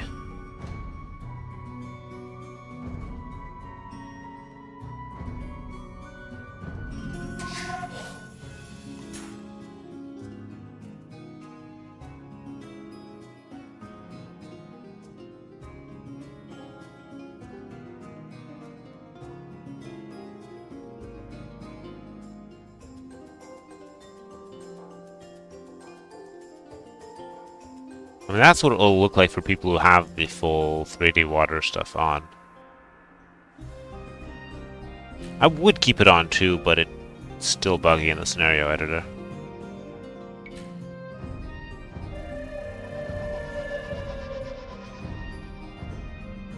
Oh, that's not what I wanted to do.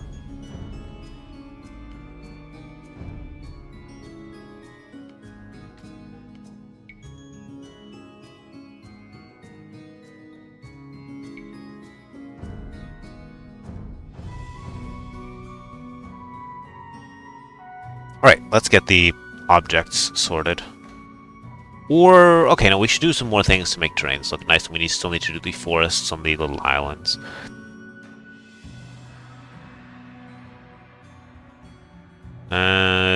Let's look at my picture again. Where's my picture? Where's my picture?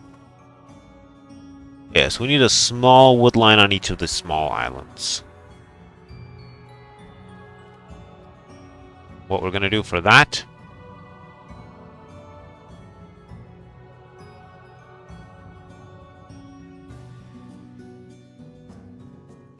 create terrain palm desert, base terrain dirt 3. Actually, I think what we do for this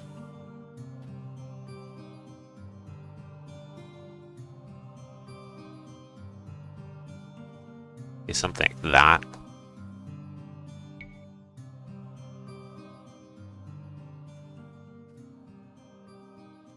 And we see that this is already too small, so we do. Do we even need to leave space for a TC? No, we need to leave space for. Okay, we do need to leave space for to leave 3 spaces.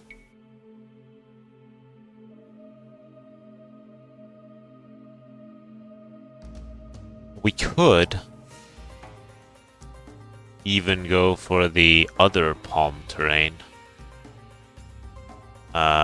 Terrains. The grassy palm terrain. 112.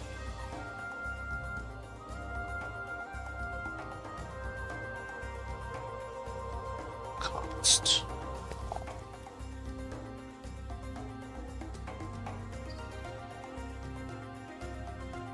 Yeah, something like that.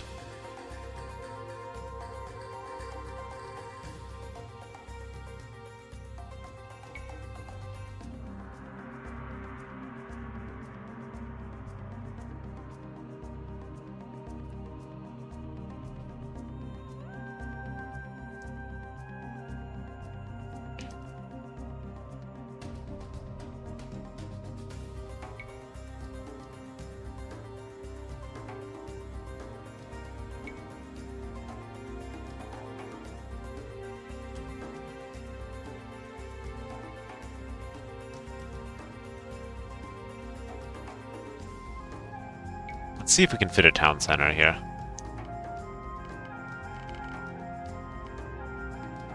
Okay, this needs to be wider. Like here, there's enough room where you don't have to look too hard to place a town center. These, I'm fine if you can just place a lumber camp. But this, we need more spacing.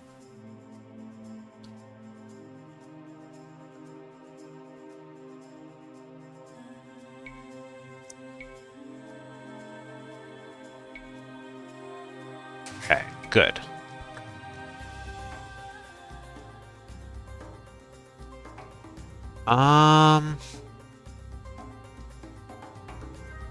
Alright, now we just do a bit of stuff to make it look nice. This is, water.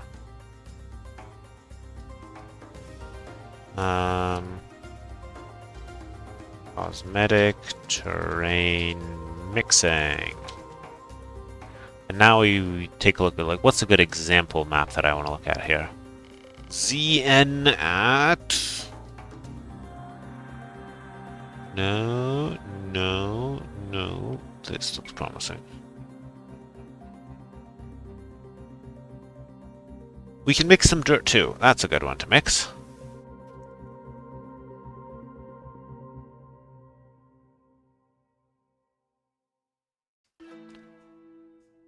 We'll start by making ice though, just for fun.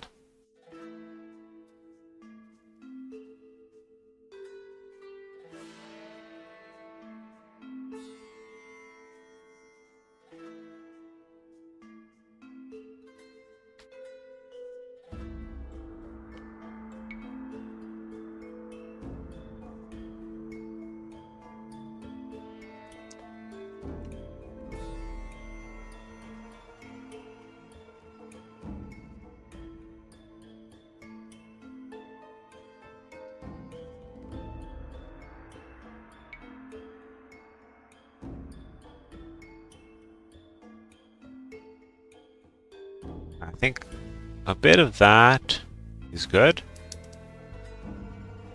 We can also put that on the desert.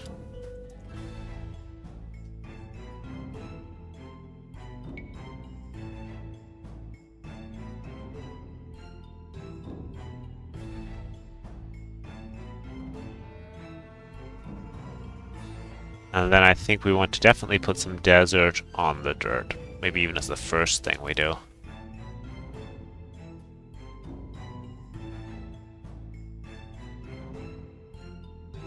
And some dirt on the desert.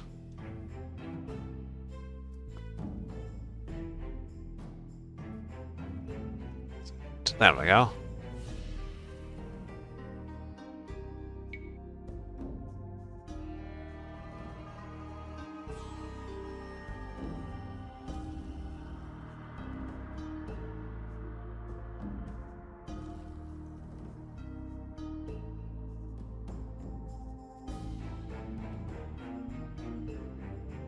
That'll do for now.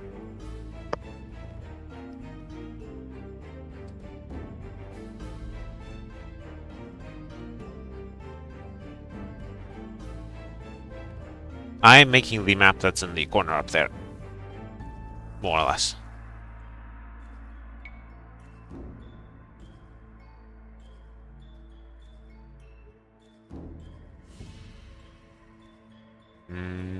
I think we're ready to make objects. Let's just copy it from somewhere.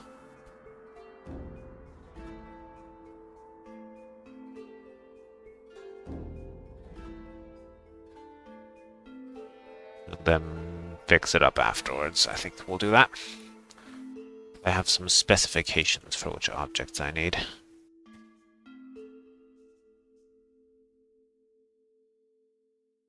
The map, basically I'm been asked to make a couple maps based on scenarios. So this is what the scenario looked like.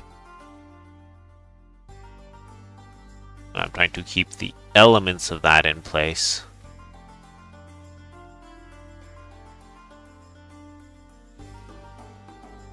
And yeah, so like I was given this as an example, and I was also given a bunch of things, you know, whatever. 3 villagers, a scout, a junk to scout, a house, 9 sheep, 6 berries, 3 tiles from the TC, 2 board, 10 to 15 tiles from the TC, 1 times 3 stone, 1 times 2 stone, 1 times 3 gold, 2 times 2 gold. Yeah, wood lines, 10 shore fish, 10 to 12 deep fish, and so on and so forth. Which I'm now going to try to follow as well as I can.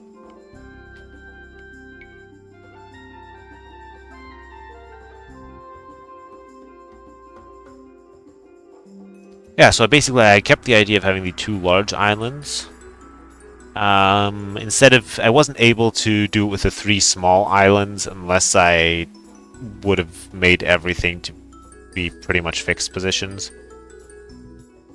And I thought I'd just keep the theme of the 2 large islands, the 3 small ones, and then put 1 in each corner for the neutral ones.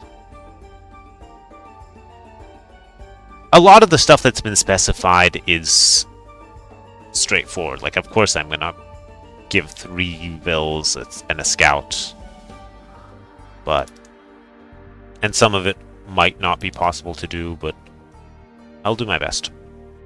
So, I just pasted in a bunch of resources. We don't need neutral docks in the corners, so that can go. The junk...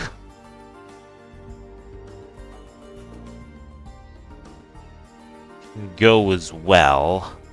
However, I do want to define a junk because we're going to need it.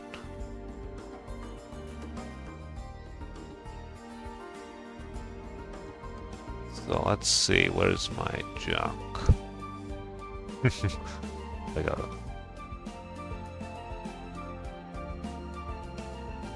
Not sure we're going to need placeholders just yet. I'm going to have to mess around with the land IDs probably. We'll check that in a moment.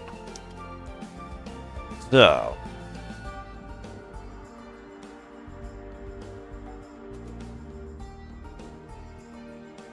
I mean, if I deviate from what's been specified, as long as I have some reason for doing it, that will be absolutely fine, I'm sure. Okay, town center, villagers, scout. That's fine. We need that for sure.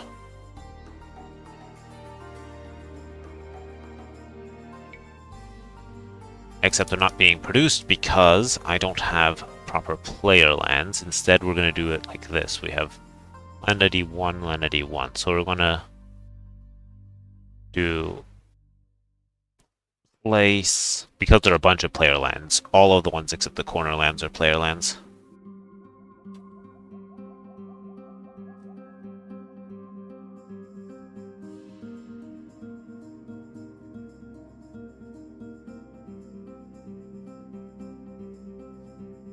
No, I'm making this for like a German tournament.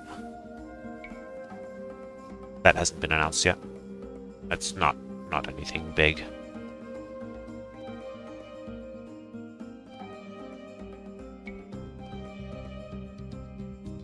Alright, that works. Yeah, if you want to, you can go back and look in detail how I did it, but basically it's exploiting the trick with the terrain costs being 0.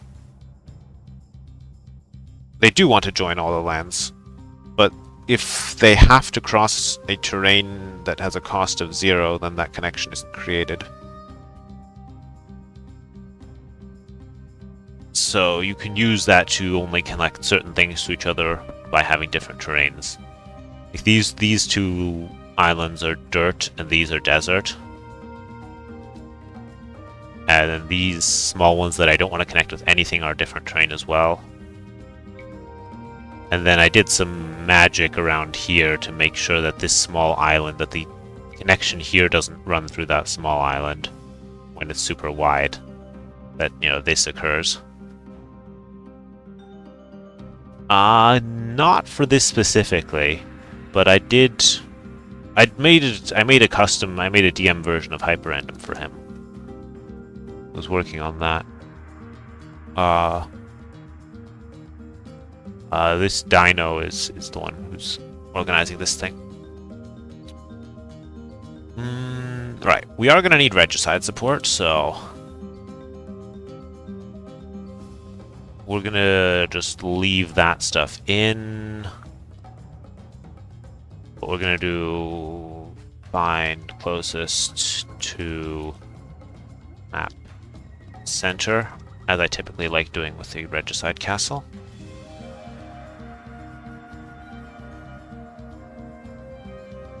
So that they either both spawn forward or both spawn back. Did I not just define regicide? Did I not just define regicide? Ah, I'm dumb. Of course, I can't use set place for every player. Because we are not creating player lands. This will only work for 2 players. Good enough.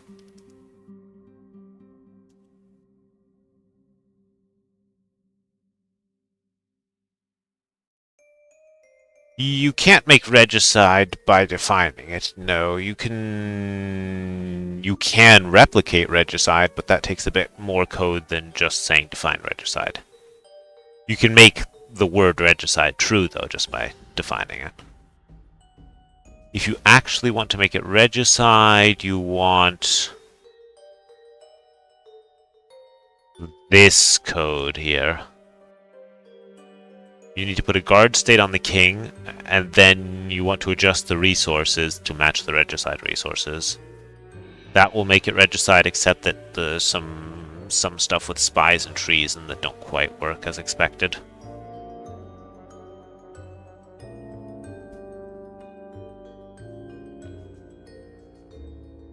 But for just testing to make sure the objects spawn, saying define regicide makes a lot of sense.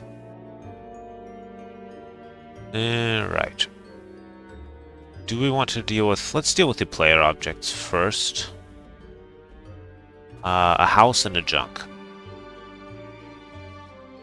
The junk... I believe what I do is something along the lines of trade out... I think because I used a dirt terrain for the land.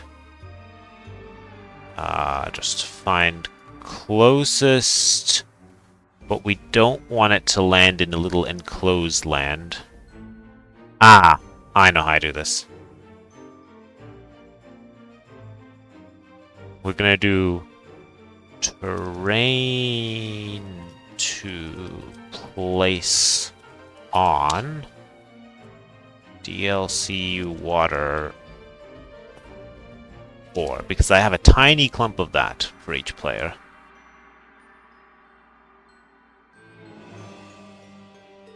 Yeah, I've done a couple for him, basically where I've been... He like draws the actual scenario and asks if I can turn it into a random map.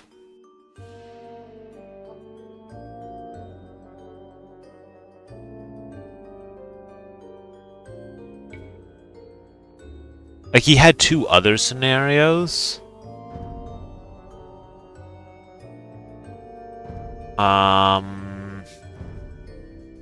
This one, I think you were there when I made that one. As a map.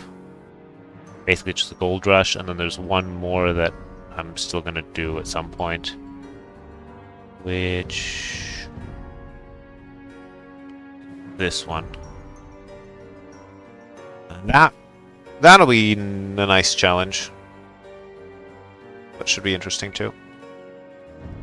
Let's go back to our one that we're working on though. Yeah, so there's a house, there is the junk. And then just some resources and stuff.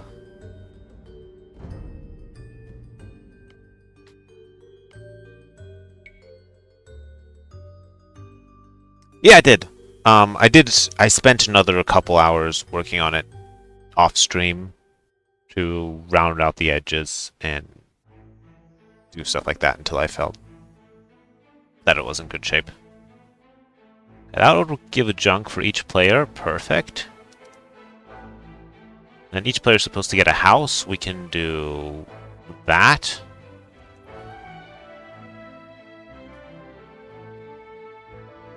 How far away is this house supposed to be? Doesn't say. Alright.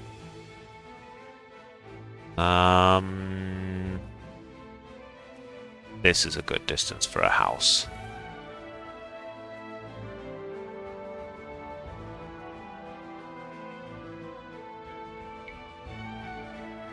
Good. Each player has a house. And each player needs not do the sheep yet. We'll do 6 berries, 3 tiles from the TC. That we can do.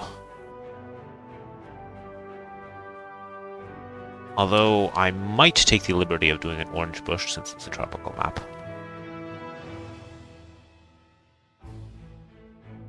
Let's just plop this in and see how it looks. And I'm gonna forget this for every single piece. I shouldn't have copied the code over, to be honest. I'm gonna mess this up for every... You know what? I'm never gonna use set place for every player. Let's just replace them all right now. There we go. And I won't make that mistake again. I took a look at all the other maps too, and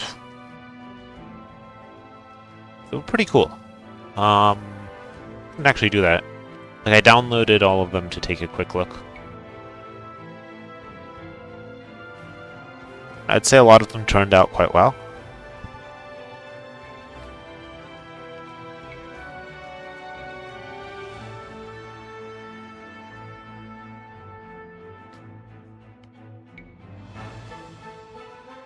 The problem with going through all of these is by the end of it, you've completely messed up the forest terrains and have to reload the scenario editor.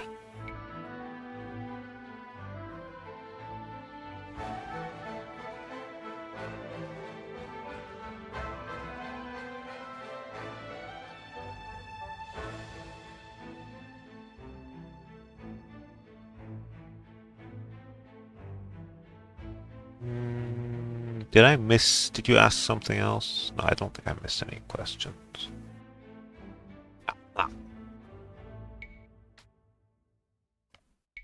Jupiter, this one I found especially cool.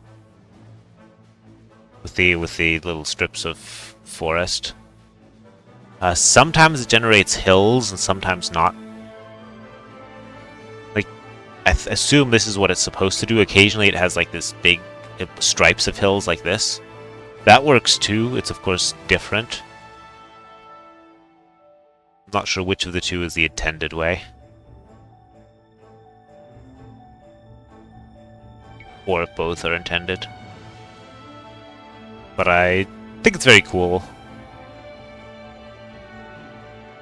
Okay, they're random. That's fair.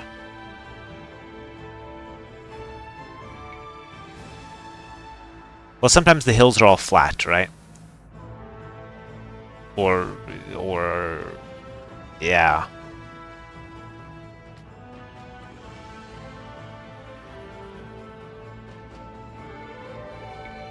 One comment I would make in general is that the black terrain blended on anything makes it super hard to see, probably. Like, this might not be so ideal for, okay, cataracts aren't the best example of what I'm trying to say, but... like, it's a very messy, cluttered terrain. Where in practice, it's perhaps too cluttered if it's something that units will be running over all the time.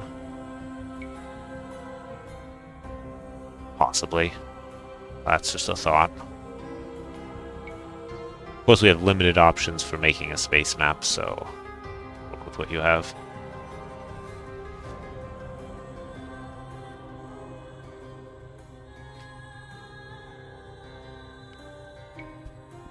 You could have everyone who's playing it use a mod and mod in Space Water.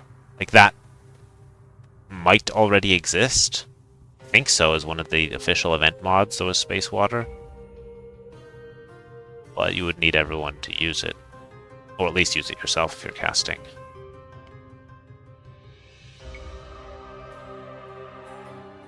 I assume these like blow up or something. Also, at this point, the forests are gone. Just interested to see which forests that actually uses.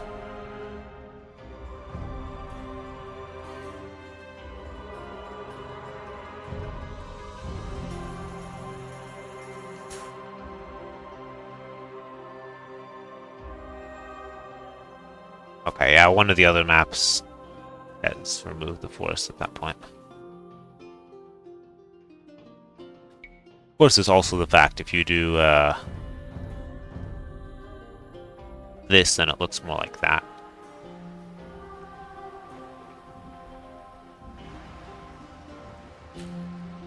Were they just supposed to attack anything that gets too close to the center? Ah.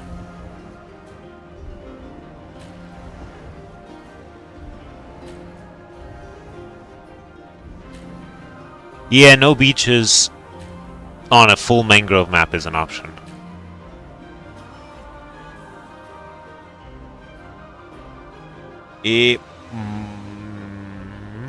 Make sure that you have enough range to keep griefing. I don't know. Maybe make them invisible, or I don't know, something. Don't have them be throwing axemen. Change the graphics of them.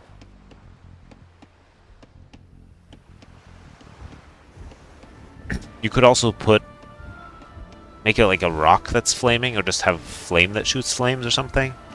Yeah.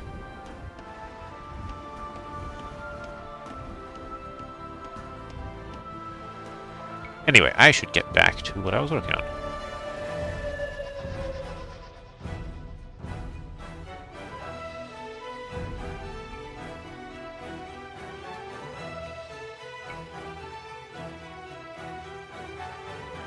Yeah, that's fine. It's good to, you know, have thought of that there's a potential to just stall out the game forever by hiding units on a transport ship if you've killed your opponent's transport ship. Or actually just by hiding units there, you don't even need to kill your opponent's transport ship because they can't kill yours. Right. I created the forage bush. The specifications said that it was supposed to be closer to the TC than this, so let's do like that. It said 3 tiles from the TC, so I'm gonna take that seriously. We'll do that. That's not quite 3 tiles, but it's pretty close to the TC. I think that's in the spirit of that. 2 boar, 10 to 15 tiles? Sure.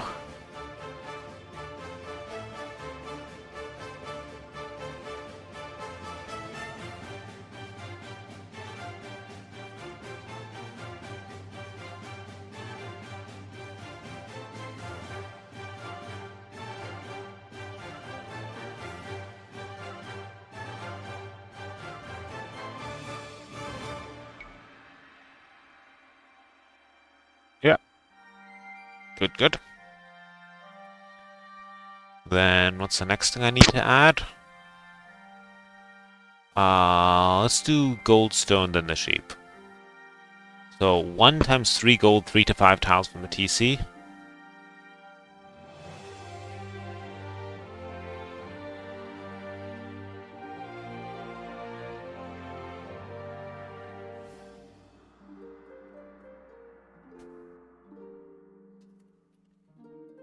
Three objects. We want 1 group. We want that to be pretty close. We're going to do...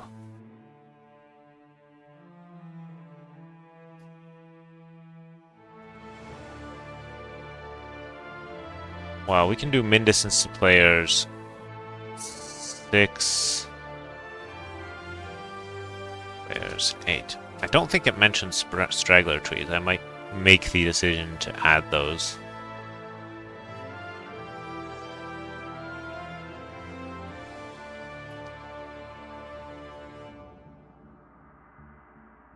Well, let's slim up this a bit.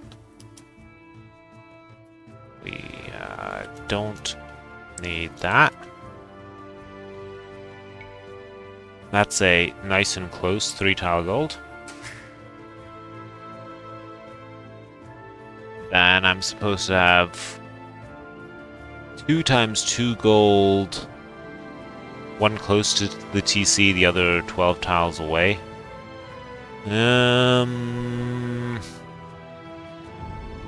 Let's see how close to this TC. Alright, we're talking... Hey, these berries aren't as close as I was told they needed to be. Where's 3 tiles from the TC? This is not 3 tiles from the TC.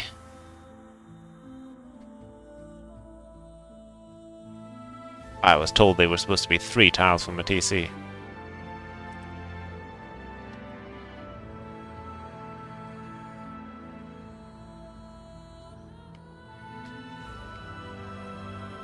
Alright, in that case...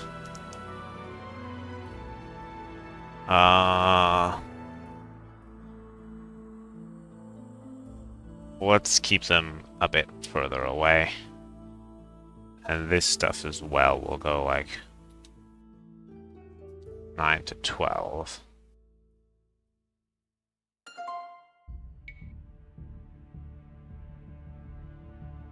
Yeah, that's...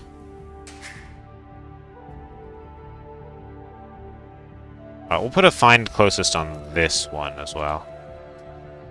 Let's say.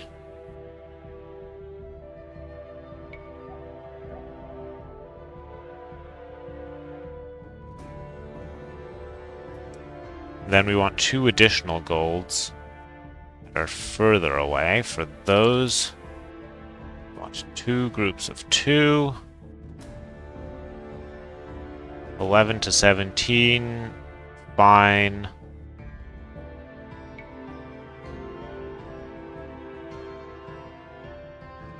Alright, what we're going to say is they can actually...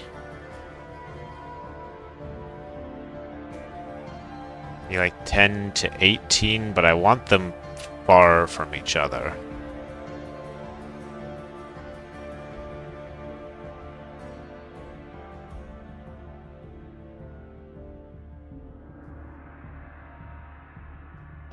I mean, on Discord or something?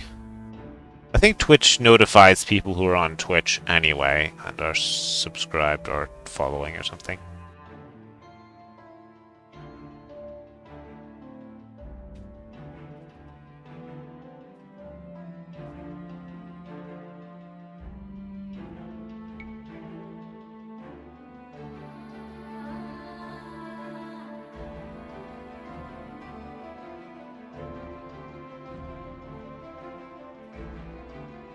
I think what I do here actually is we do like 11 to 13 here with one group.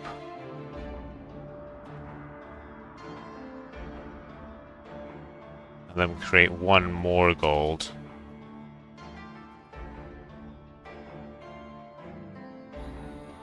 That's 18 to 25 tiles away. Can be closer to shores. Yeah.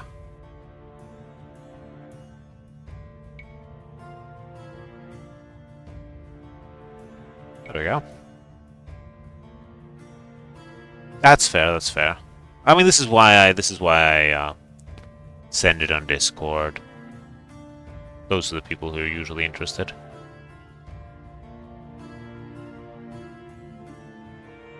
I was also hoping that people would join me because there's maintenance going on, but I think Hidden Cup 5 casting is Rex or something, so they don't care about the maintenance.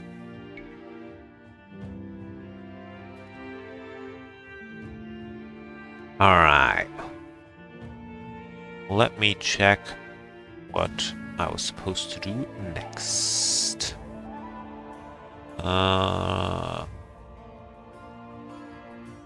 need 1 times 3 stone, 3 tiles from the TC, and 1 times 2 what? 1 times 2 stone, 1 tile from the TC? That's a bug. That's gotta mean 10.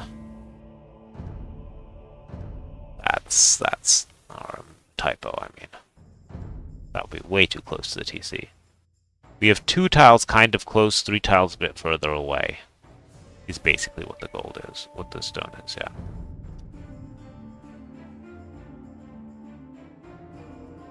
Be kind of close. We can do that.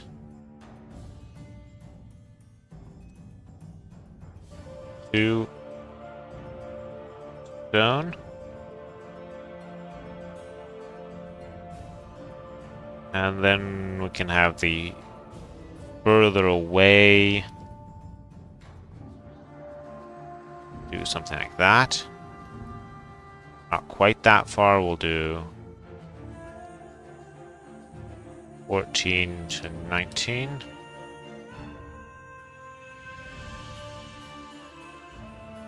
There we go. We don't really need a group placement radius for an object that's only a group of 2. And I'm honestly fine with a line of 3 either, so we don't need a group placement radius on any of these.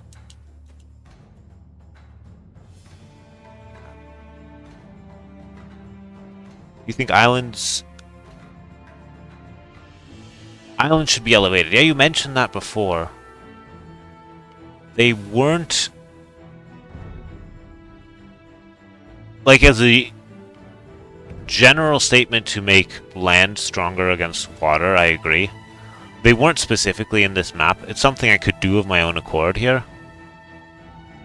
Or just add base elevation 1 to all of them. I could do that.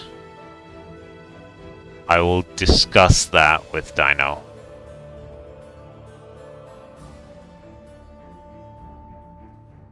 He did not say anything specific about that. However, it's a decent option. Like, I did that on the one that I was using here, where I think it's a pretty good option to give land units a bit more of a chance against water.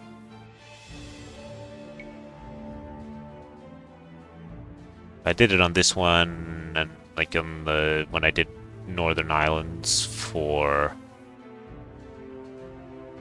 one of the events.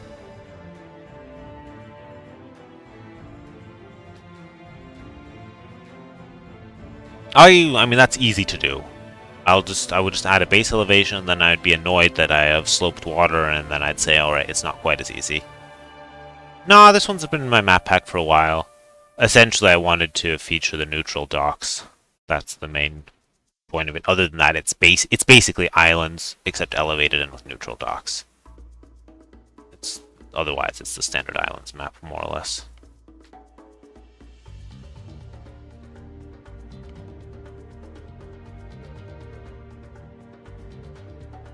No, it's not specifically Team Island style.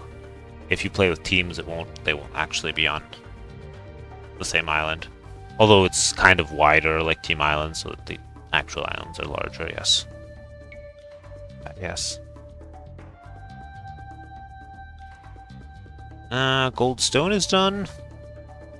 We can delete all references to gold and stone in here. I think now would be the time to add 9 sheep close to the TC. I mean, do I really want to put all 9 sheep close to the TC? Let's do 4 close and 5 a bit further away. Right? Or is it because of the concern because the islands are connected that you don't want your opponent to steal the... Alright, it's like 3-3-2. Or 3-3-3, basically. I can do 3-3-3 and put them all under control of the player, honestly. Let's do that. That's fair. Oh, also, I guess the question is, do I actually want to do sheep? It says sheep.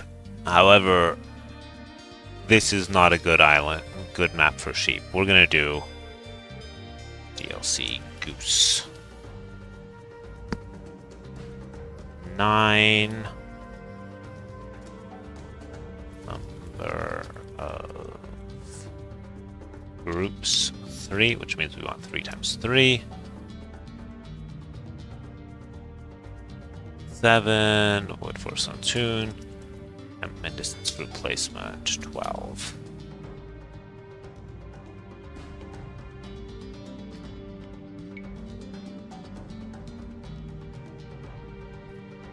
Yeah, exactly. You have to do some terrain stuff to get the water off the slopes, which is important to do.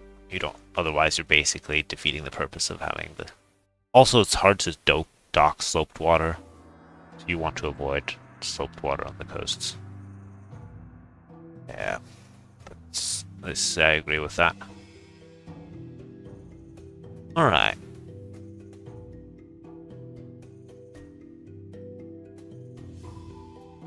What else do I need to add? Sheep, berries, boar. Alright. We want to add some straggler trees, because that just belongs.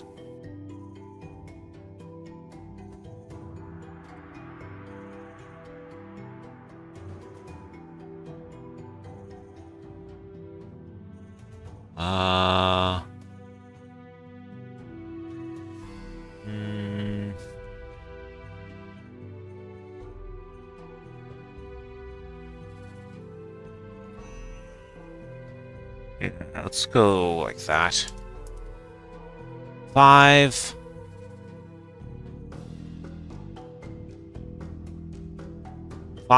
Straggler trees. Scaling to map size. No, we just want 5. Place them for Gaia, place them for the players. One thing apart. Temperament distance group placement. Fine.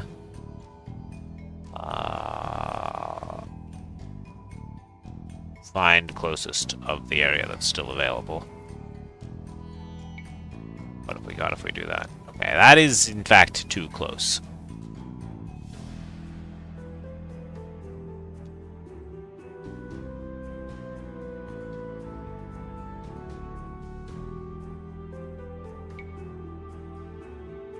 Yeah, there we go. And then let's add some random additional straggler trees.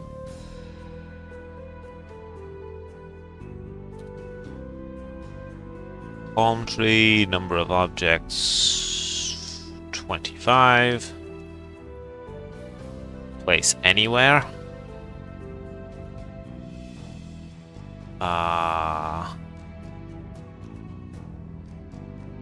Or we don't. This isn't gonna work because all of my lands are player lands.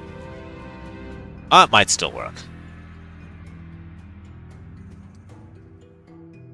Ignore this stuff. I could do this. That adds some random additional palm trees. Admittedly, not all that many, but that's fine. Set scaling to map size.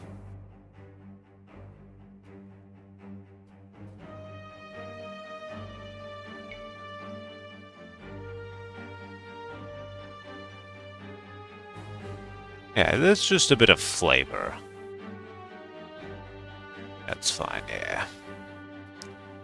Okay. Those will come at the end of the script, though. Already preemptively placed them at the end.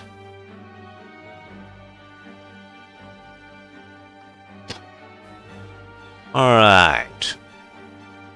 1 times 3 star. 3 wood lines. Fine. 10 shorefish. Parentheses box turtles. nicely distributed around the player lands. There is an easy enough way to do that.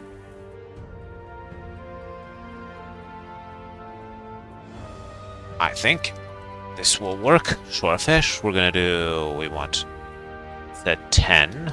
We will do 10.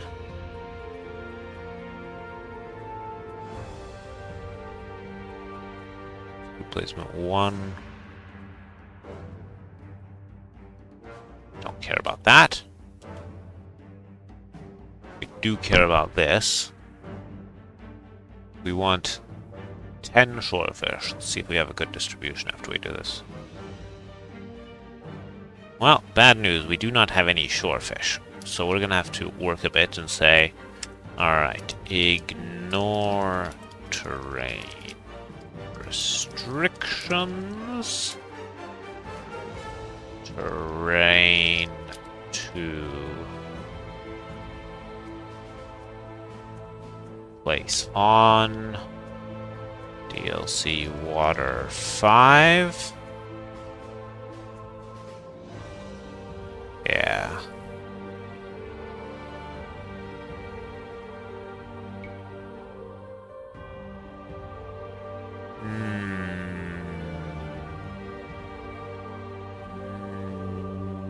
No. No, not what I'm thinking of. Alright.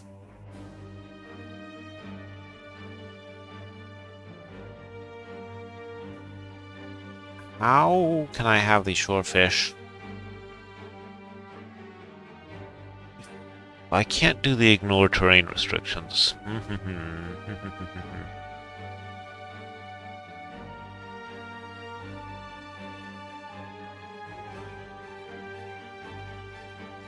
I could just say, screw it.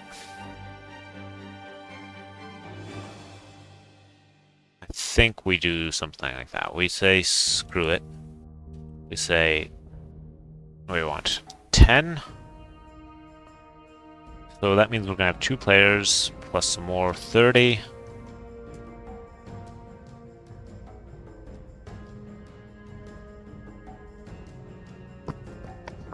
We're going to place them on any land.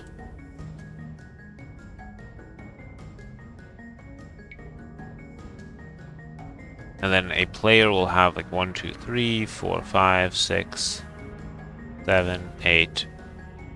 About right. 1, 2, 3, 4, 6, 7, 8. Yeah. So we need to fit slightly more.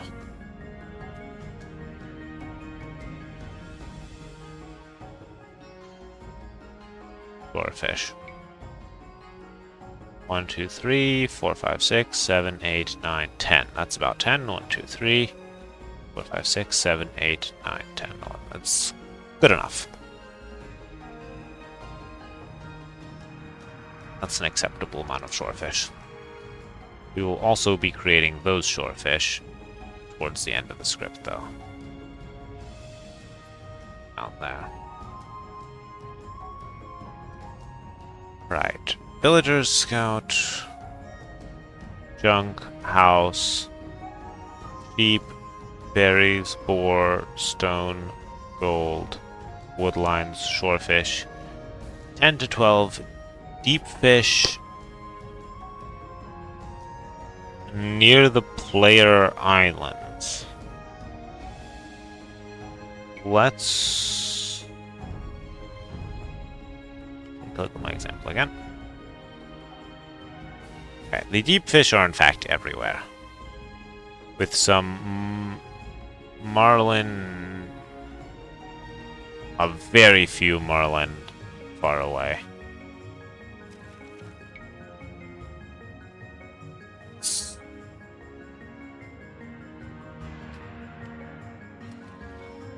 Marlin, snapper, box turtles.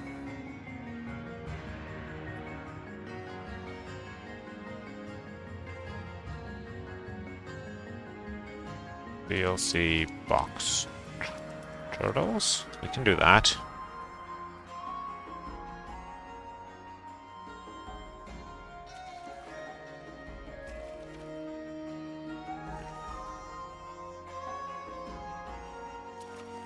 Snapper. And then we want Snapper. Alright. Let's check this again. Marlin or Perch.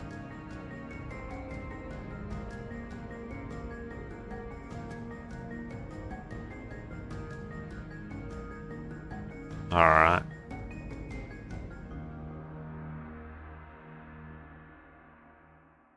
We can... let's create the Marlin.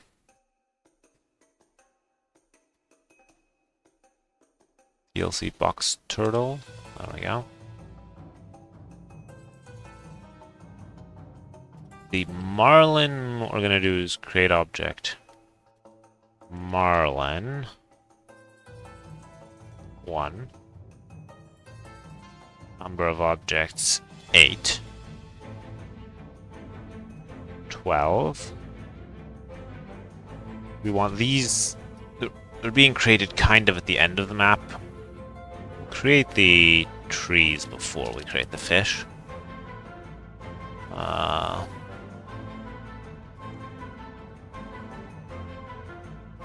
Like that, and we're gonna do... place on specific land ID 1. Set guy object only.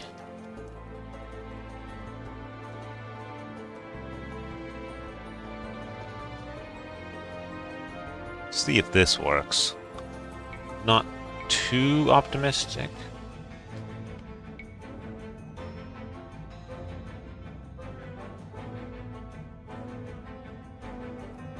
Alright, let's try a different approach. We don't do this. We say max distance to other zones and make this like ridiculous, like 20.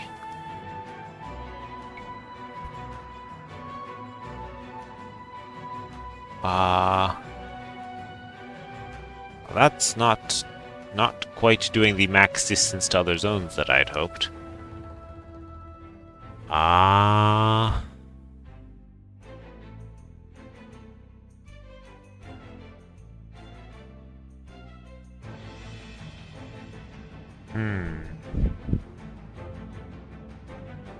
I can have it avoid...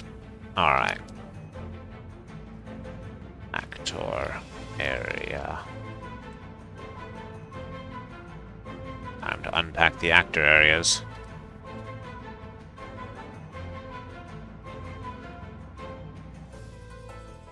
Avoid actor area.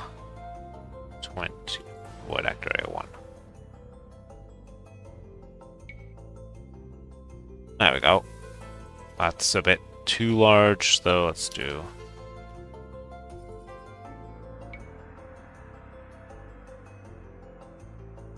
I do not want it on the shallows, so we're gonna do... terrain to place on... bed. Water.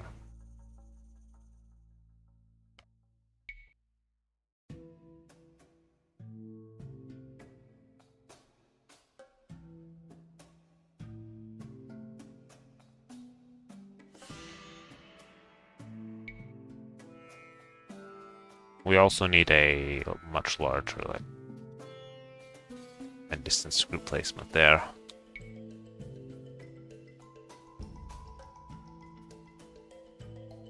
Did I not just say 18? I feel like I'm being ignored here. These are... that can't be 18 tiles. Seriously? Something's weird. Oh, I see the issue. I see the issue. Yeah, that would be a nice functionality to have if you could actually mask connections or have connections specifically go over certain layered terrain.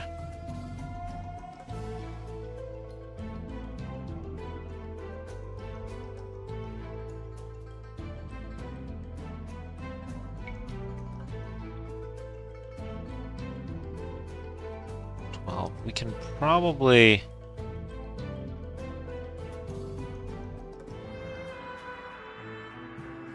go down a bit now that we've done that. Oh no, that's... Go back to something like that.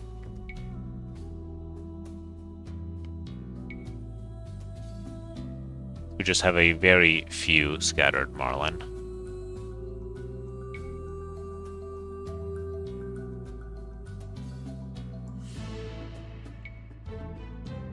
Alright, then we fill up the rest with snapper.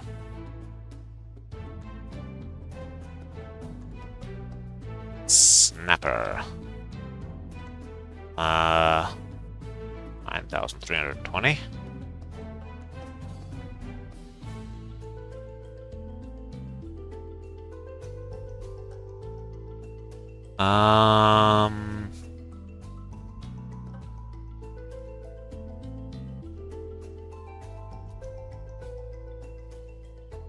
Trying to place on DLC water 5. And we're gonna do max distance to other zones of 8. No, it doesn't. That can be fine. We'll do this. If I do that, I have some shallow. Well, that was supremely underwhelming.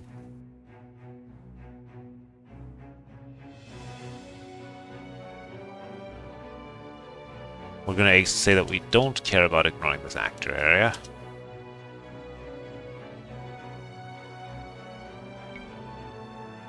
Okay, much better.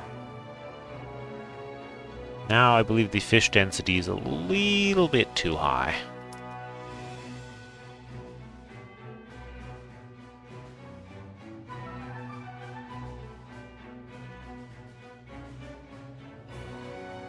If I just remove this...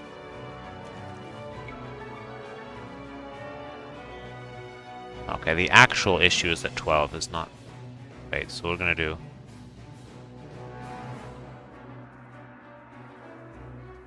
something more like that.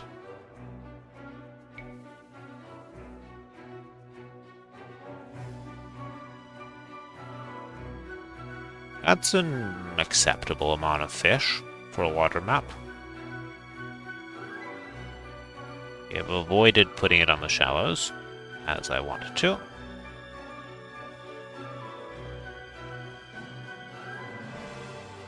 Right. Shore fish, deep fish.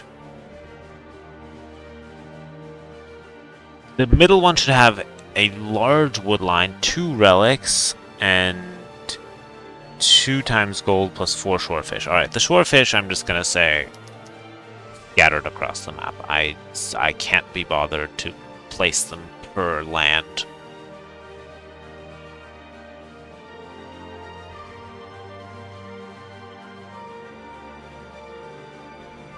Snapper, marlin, or perch? We'll do snapper and marlin, that's fine.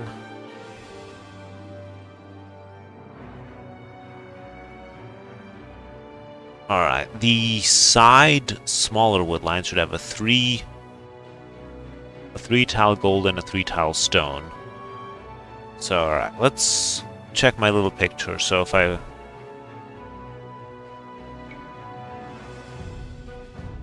I remember this correctly, what I need to do... Yeah, so 2 relics and 4 gold.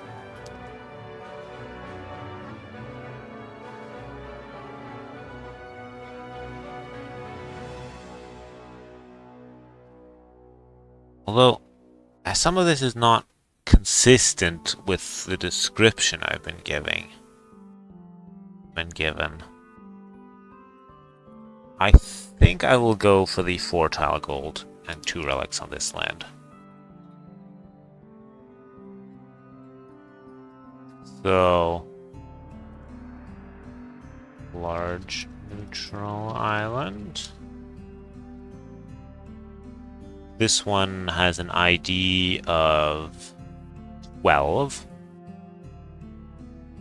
We're gonna make the other ones actually share an ID of 11. That's gonna come in useful in a moment. So this one needs 2 relics on it.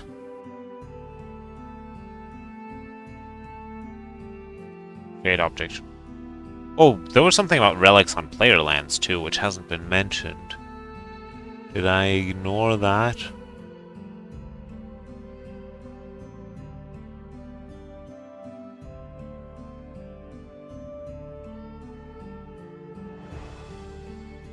Ah, okay, they didn't mention that with the relics. I will just, yeah, I'll deal with that. So each player should get a relic.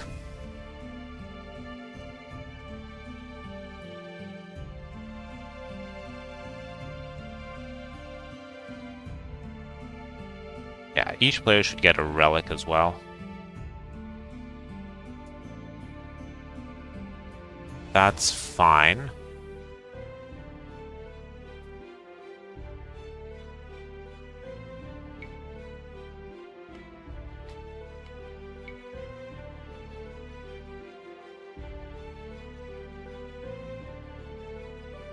Yeah, that's good.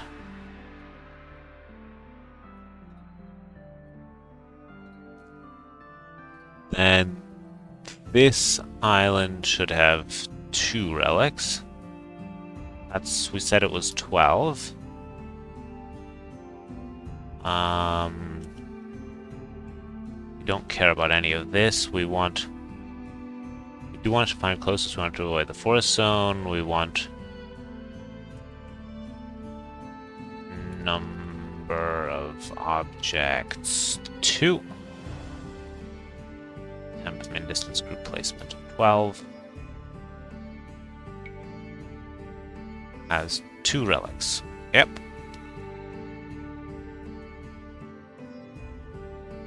And we'll make a 4-tile gold, like in the example map, even though my description says to do a 2-tile gold. I'll go with 4 for now. Set tight grouping.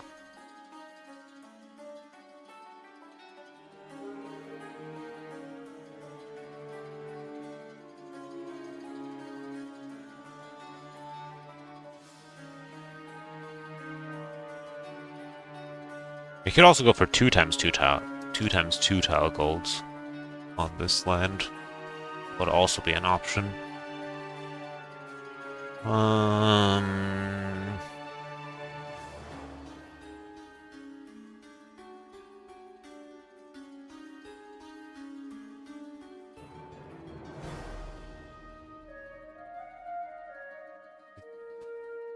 It would be more fair.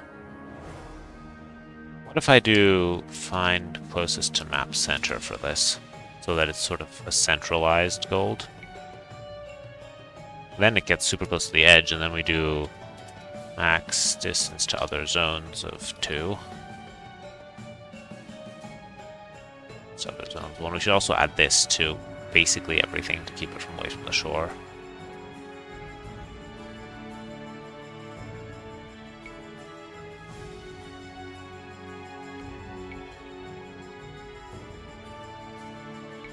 Is it always going to be elongated now? No, but it's going to be super close to the shore.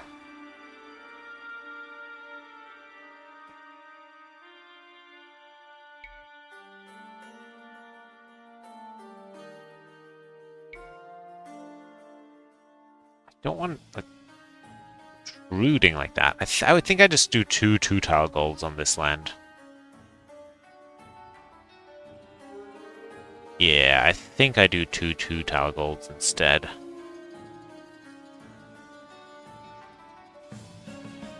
Although players have each of these, and they can push for the middle one. I'll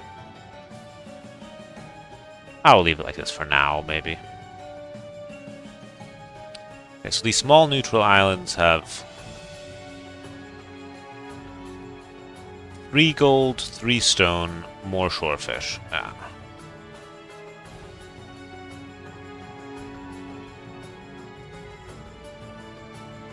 Ned. Islands.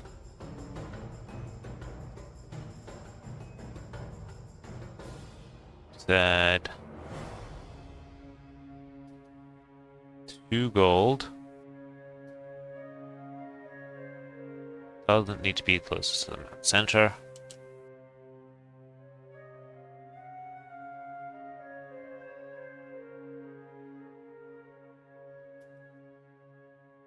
Gold. Then we wanted 3 stones.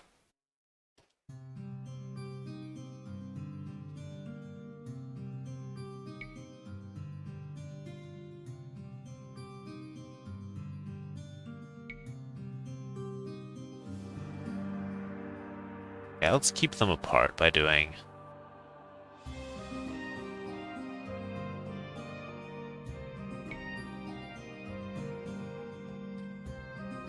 kind of don't like that this is always there. Nah, we're not gonna do that. Just gonna let it be whatever it wants to be. Scout it and figure out if you need to. That's not fair, though. It's a bit my issue if I do that. Even this with the relics is... I mean, fine, you have to land there anyway.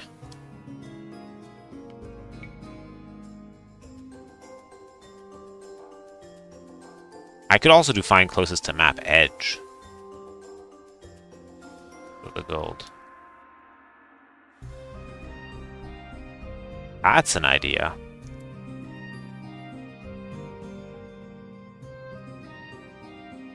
I haven't done a start random at all on this map yet.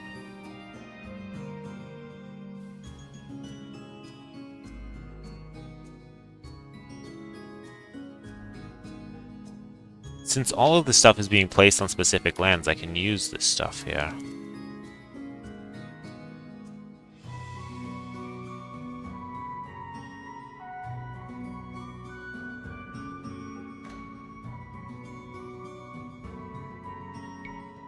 Yeah, okay, then at least it can be either forward or back. That's good. Okay. What am I missing?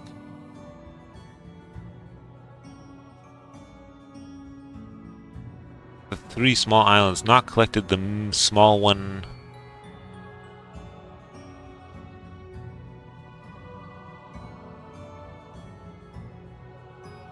Small one has a small wood line and a relic, so we're gonna do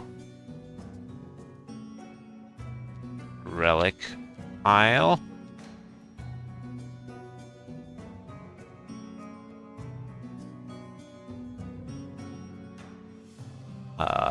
14? I don't remember what the ID of this one is.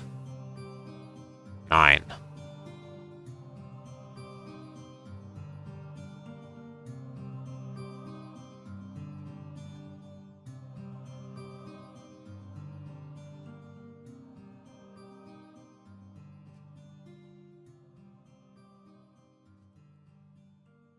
Yeah. Okay.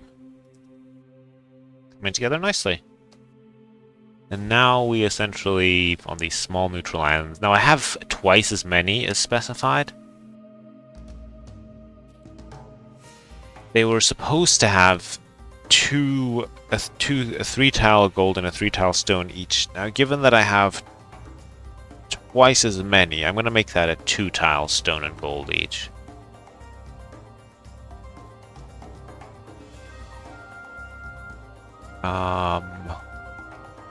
Those islands are all land ID 20.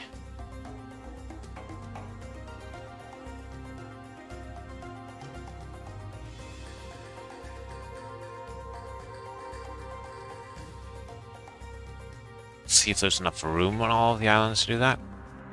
Oh no, these islands are quite small. They're gonna need...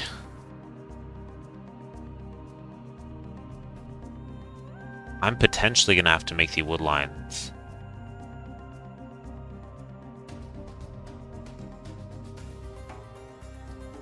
Alright. We're gonna not ignore the forest zone. And do this.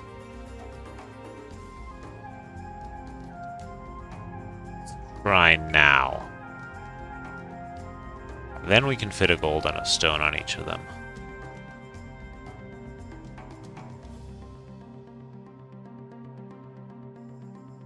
Alright. Cool. Am I missing anything else?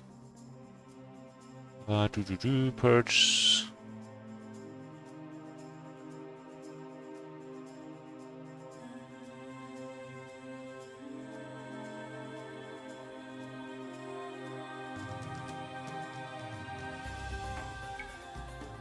Let's look at my example one last time. Alright, so I think my fish density might be a bit too high. These islands are basically the correct size. Alright, these...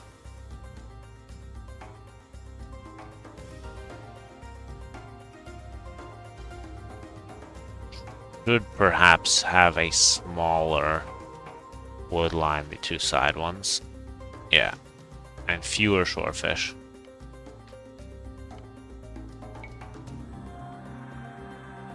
Fewer fish, I mean. So to reduce the number of fish,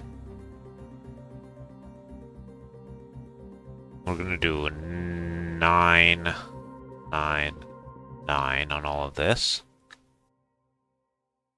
And to make the forests on the smaller islands, on the medium islands, smaller. Scroll, scroll, scroll, scroll, scroll.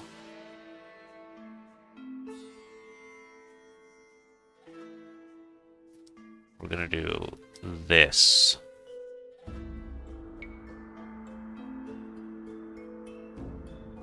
Yeah.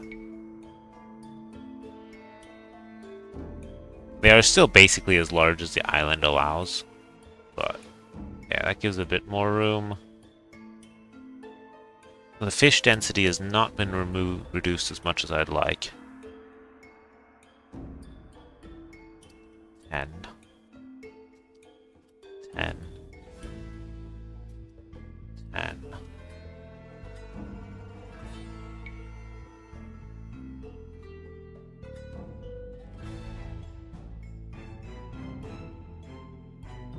Alright, that's looking more in line.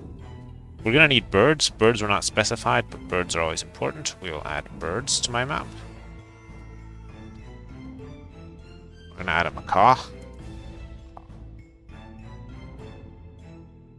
And we've done fish, done trees, we've done relics.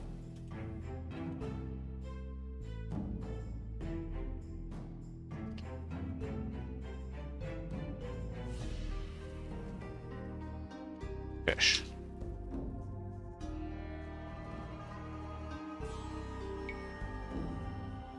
Yep. Pretty good. Pretty good.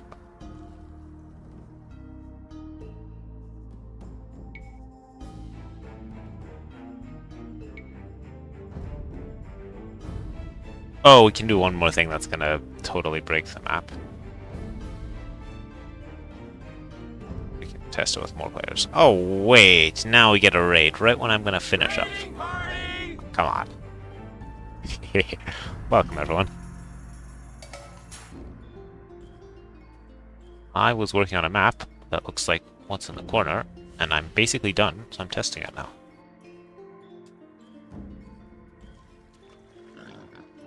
So, this is what it will look like. We have our scouting junk, which is good. And we have our connected islands. We have all the neutral islands in the specified locations, more or less. We can also hide my code, I guess, at this point. We can also keep it around, though. Let's try another generation.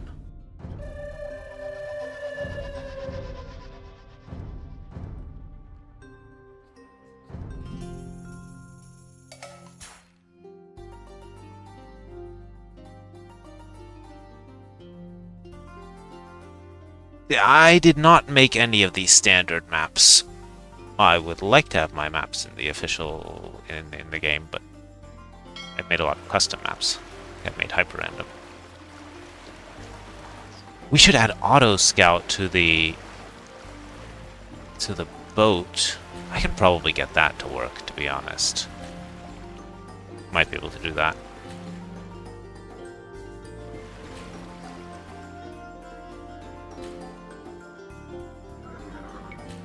But yeah, no, this... Basically, I was asked to make a map that looked like a scenario, and someone had kindly drawn the scenario for me. And so I turned it into, or I made a map script that generates a map that looks like that scenario, and it's going to be used in a future event, which hasn't been announced yet. And yes, I play with big trees, unless I'm playing in a tournament or something where it's rather important. Big trees look nice.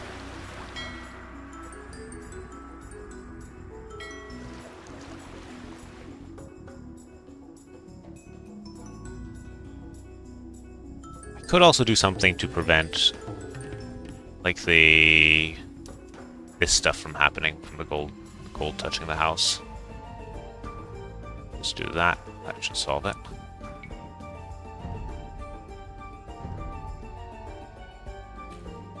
There we go. No gold touching the house anymore. I see the next issue. Oh no, we do have enough berries. Thought for a moment we didn't have enough berries. Ah, it's looking good.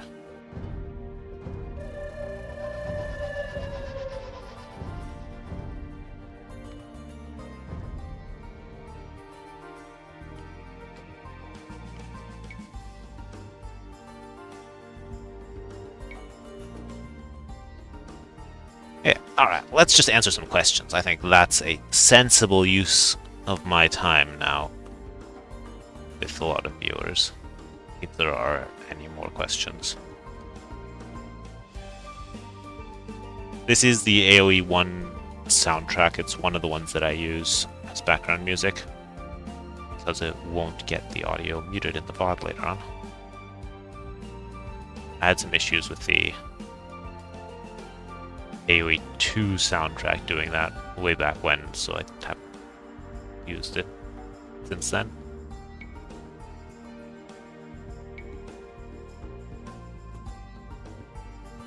But also make sure that the stuff like berries stays a bit further from the shoreline. We could do that. That might make sense. Well, I was asked to add a house to the map, so I did. So you start with 5 out of 10, yeah. Because the junk takes up a population space to compensate for that.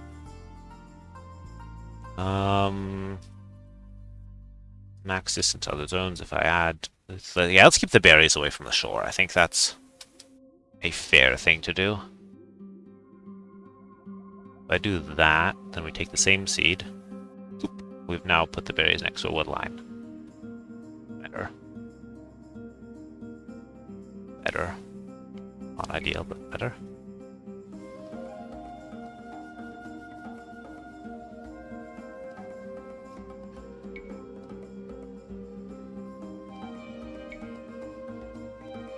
See if there's anything else I need to fix.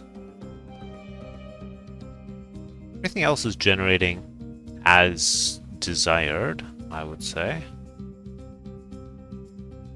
This turned out as well as I could have hoped. Yeah. So the original one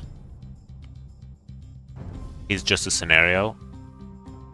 Static scenario that looked like this, which is the one I have in the picture up there in the corner. I had to make a few changes. I decided I wanted to have it dynamic so that the orientations could be in any direction. So since I didn't have fixed positions, I couldn't be sure that these corner lands would actually be behind the players, so I put lands into all 4 corners instead of just 2 corners. And other than that, I think I've reasonably faithfully replicated the original. Also, I added some stuff like mixing the water to make it look nicer because we don't need monotonous water terrain with no diversity in it. Now, what's totally going to break the map is if I add more players. Actually, will it though? Or I guess the other players just won't generate, is what's going to happen. It'll just make a bigger map with only 2 players. So how could I support additional players?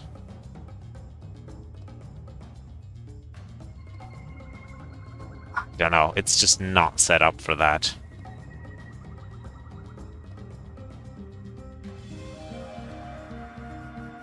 Well, okay. Yeah, how would I support more players is the question.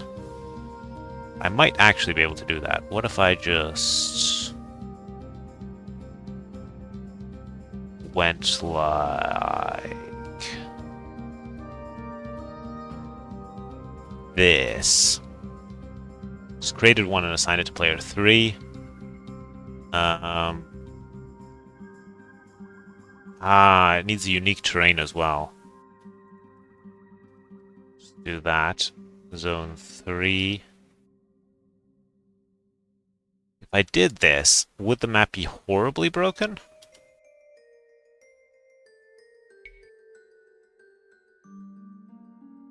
Yes, yes it would.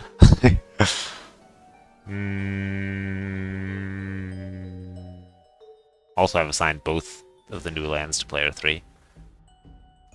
Like I could make the terrains work. That would be fine. But the issue is that the map is just then too full of random lands.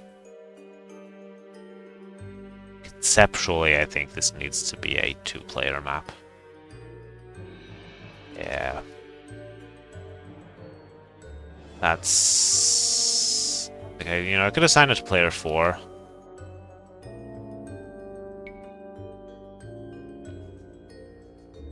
But... I could, you know, I could make it... Could make both of these dirt as well. Then I'd have to give the proper wood lines. But... Yeah, no, it's not gonna work. 2 players only.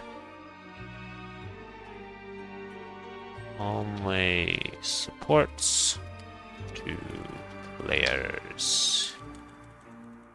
1v1. Yeah.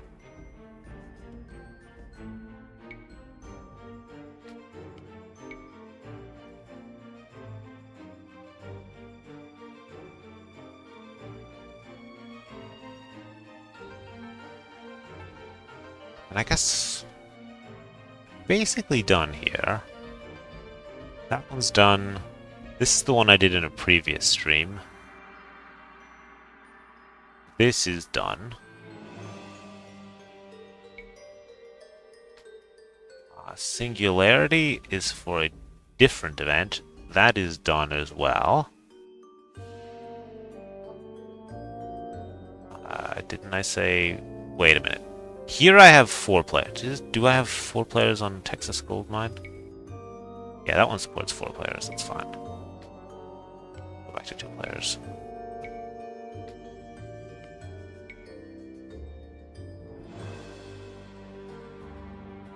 It's the Age of Empires 1 soundtrack. Age of Empires 1 Definitive Edition.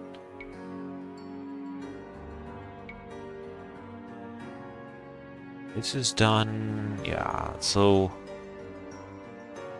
I think for next time... What I need to do is I want to make this one. With the little squiggly shorefish in the middle. I have to think about how I can turn this into a map script. I guess we'll have, like, land for each player. We can... This forest, that should be no issue. The hill should be fine. This area... Got some ideas, but that'll be tricky to get sort of filamentous area there.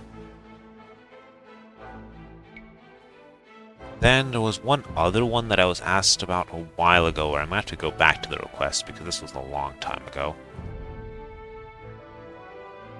Where basically there was something about converted these huts where you could generate train unit mercenaries or something. I was supposed to help implement that, and I haven't gotten around to doing it yet. And I have one more project that I need to work on. Not today, though. And that is to get Hyper Random next release done. I wanted to do that a while ago, but I ran into some snags that I needed to deal with, so that's not quite ready yet. But that's a project for another night, let's say.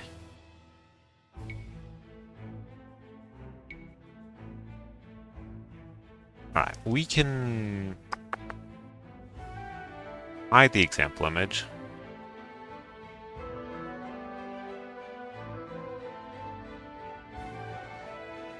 And probably hide the code as well. And give you guys a nice overlay.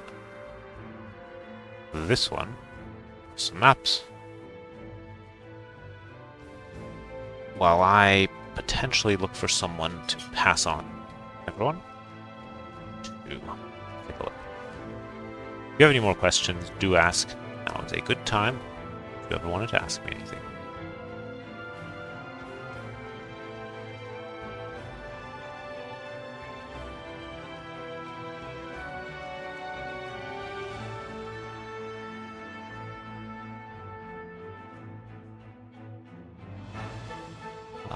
Let's see here.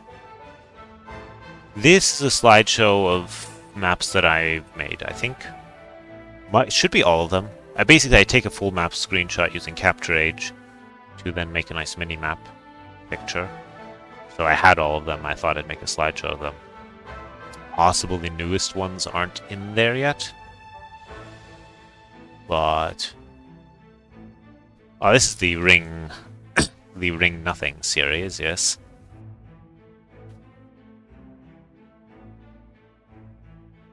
Ring Nomad.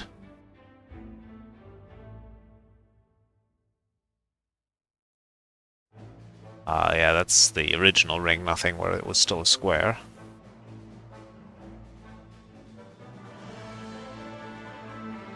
This is Rivulet. We're going by alphabetic. Yeah, makes sense. This is Sacred Blades, where you could train the Blind Lame Priests. Yeah, that was for Holy Cup. This was for the Grand Melee with that sort of a sheep-shaped mini-map. This is just Arabia with snow. Based on an older version of Arabia, not the recent one. This is Starfish. Could probably improve this one. That's one of the ones where I was working on neutral docks.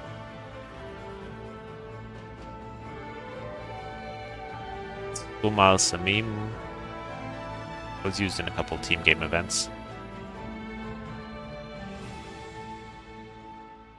The Nomad map that I made. Like a split. Urban Brawl. Some of the more unusual things I have on offer, yeah.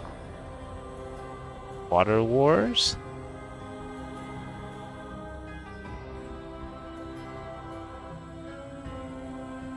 Wheel. This one I could probably do a bit of improvement on as well. I was testing it in 1v1. This is... okay, we're at the beginning of the alphabet. This is Antarctica. This is Arena with aqueduct walls, or palisade walls. Aqueduct walls, yeah. Barrier Reef. This one was super unique at the time I made it, but Of course, no one likes mangrove maps, so that's a bit of a downer. This is one of the forest ones I have. What is it? Random Black Forest Random River, and this is the older Black Forest Rivers map that I had. I could probably improve this now, because you can now make it so that forests stay further away from players, and it's easier to do that than it was in the past. This was one of the Australian maps, yeah. Hello, hello.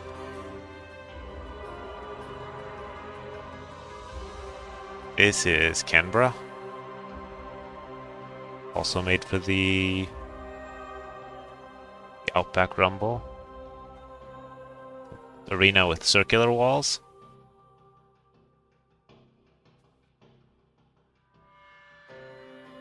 This one was one of the Australian ones as well, but one of the less unusual ones. It's basically just coastal, but more round.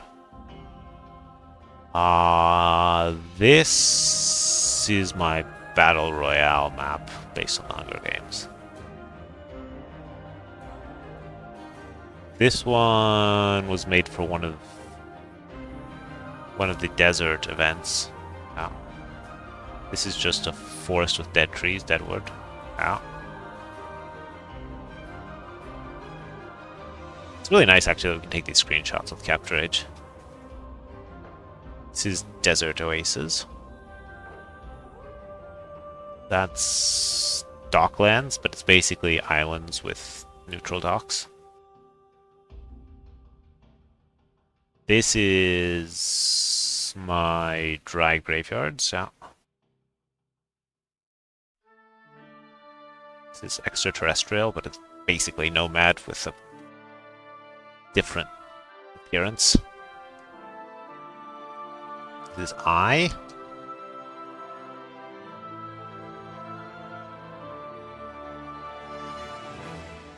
Of course, nothing. Just because I have one of those as well.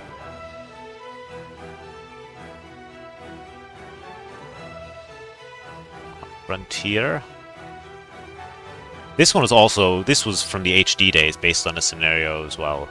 Someone had to make it based on a scenario.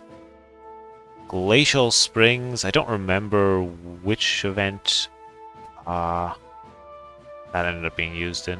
Oh, this is Glacial Springs, the previous one was Geothermal Valley, yeah. There we go.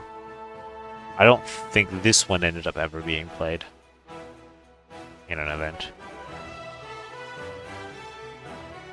This is Hyper Random with Battle Royale enabled.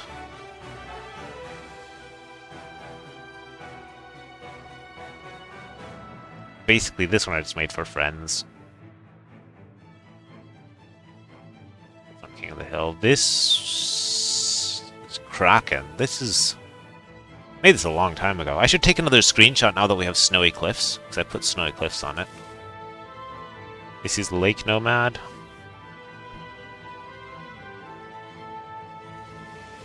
This is Linear Arena. If anyone wants a super standardish looking arena. This is Mesas. Although, this one I also should take a new screenshot because I've given it the Sandstone Cliffs again. This one is, whatever, it's not, it's a meteor. Meteor is what I called it, yeah. That's my version of Mishi. Or Michi. This was one of the desert maps as well, Namib. It's been adapted and used for other things. This is Elysium, which I'm very happy with. A lot of work into that one. This is basically Nile Delta, but I made it so it could face any direction. This is Penguin Nothing.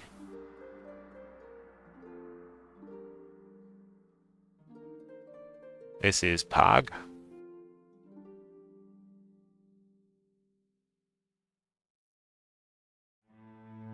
And I think now we've sort of seen all of them. This is the Pamir Mountains, but my version where it's a bit more rocky than the official one.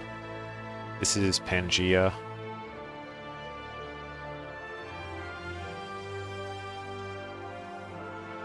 Perfect forest. I have a couple more maps that I still need to remaster that from the HD edition. This one is Pond Inspection, except that's an existing map where I just added a double and triple TC start. Random River.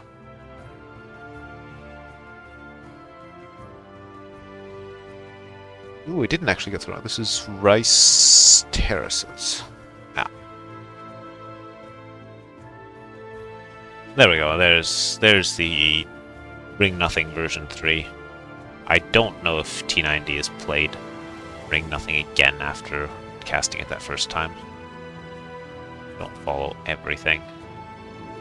That's the second version. Yeah, I was testing different things I could do with Ring Nothing. Weird that this is in between the three. Anyway, that is all of the maps that I currently have screenshots of. I am going to call it a night. Hope you enjoyed the slideshow. And yeah, I do stream from time to time, so feel free to, I don't know, keep me followed if you want. Mainly I do map scripting, which could be interesting if that's something you want to get into.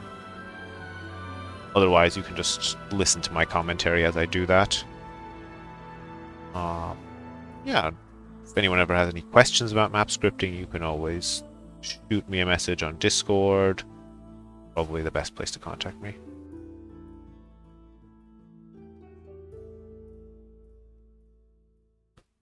Ring Nothing would be super funny if there was one hole in each ring, so you could just see someone circling before an attack.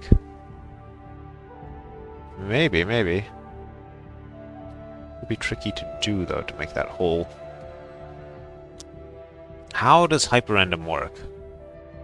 That, on the other hand, is a question that I can answer, and am willing to even continue the stream for a bit. So I will need to end the slideshow, go back to what we have here. I do have a video on that, but I can do this live. It is my pet project. So, hyperrandom, I don't know. I think this is... Let's not do that one. Let's clone to other view. No. Fine. Let's... I don't know, fine. We can use hyperrandom DM as an example. So, essentially, at the top, I have a bunch of code or a bunch of things where I can help select things that get picked later on in the script. So I say, these are just things that I'm defining for my own use, but whether a lot we now randomized scouts, randomized boats, and so on. Do we want a water maps, land maps? Do we want ponds? That type of thing, because fundamentally, like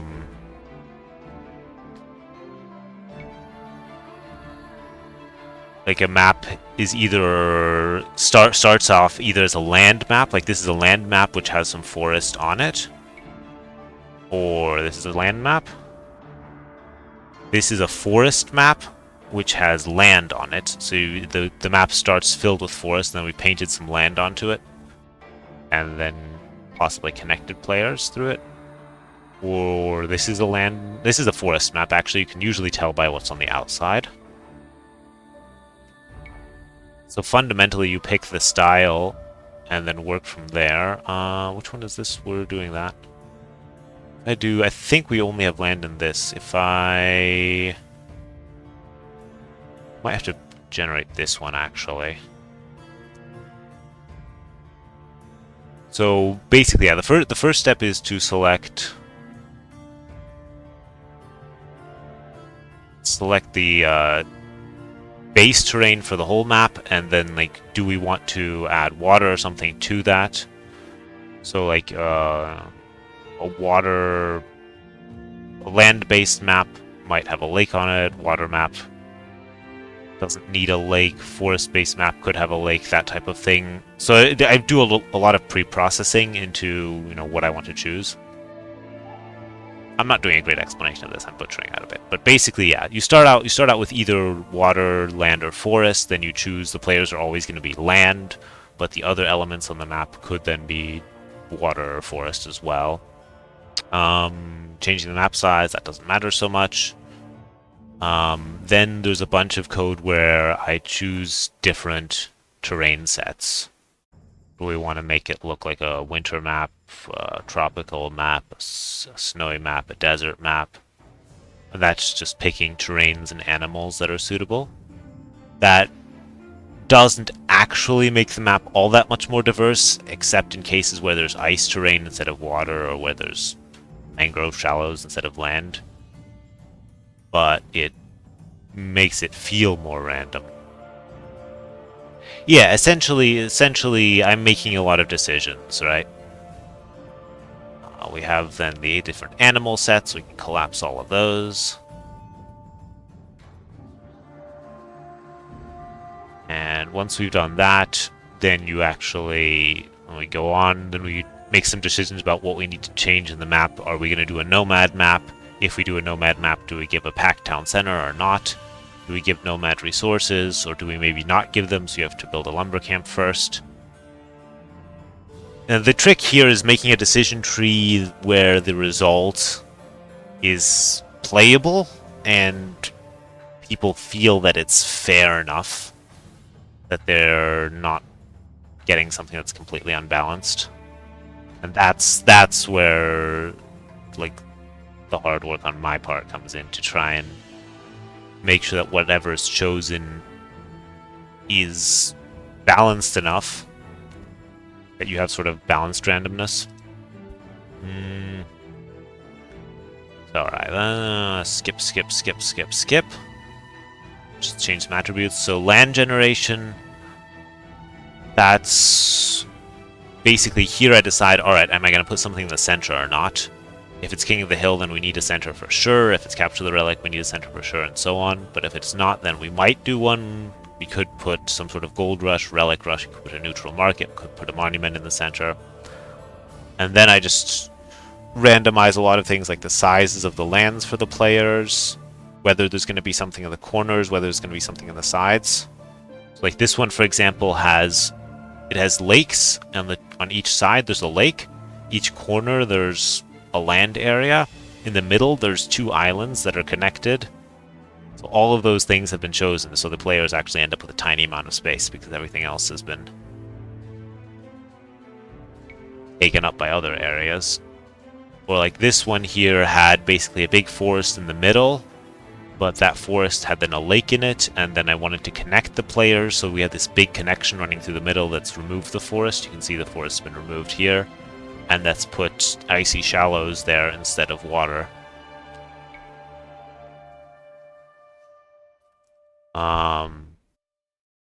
Yeah, then we actually create the lands for the players. Skip.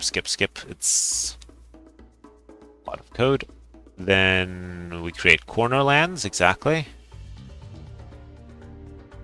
And then we can create lands on the sides, potentially. And then there's elevation, that makes sure that we have hills, and I try to... Well, it's randomized, but also depends a bit on... I do fewer hills in a water map, or like a very heavily forested map. Well, I do like putting neutral markets in corners, for example, or neutral docks in corners. So it's well worth checking that. Always checking the corners and the center on HyperRandom to see what's there. Then I can choose to do cliffs or not. I only do cliffs on land maps. This is a forest map. Water map. Water map. That one, like this one, has some cliffs. I'm trying to make them a bit more open and trying to make these very spindly ones a bit less extreme. That's sort of on my to-do list. Right, cliffs. Then after cliffs, you do stuff more stuff with terrains. Like if I put in a comment here that just ends the script here, then if I go and generate the same seed, nothing changes. Damn it! What's going on here? This is the one I have open, is it not? 5C. Oh no, 5C. Where the heck is 5? What do I have open here? 5C. No. Let's see. Do I have another hyperrandom?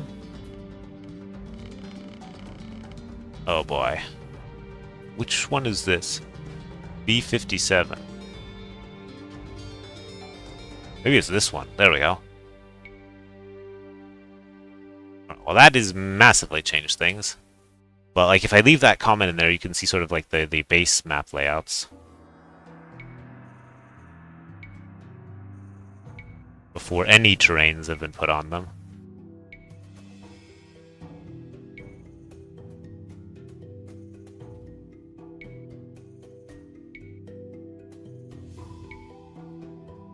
Sort of give an idea of how a map is constructed.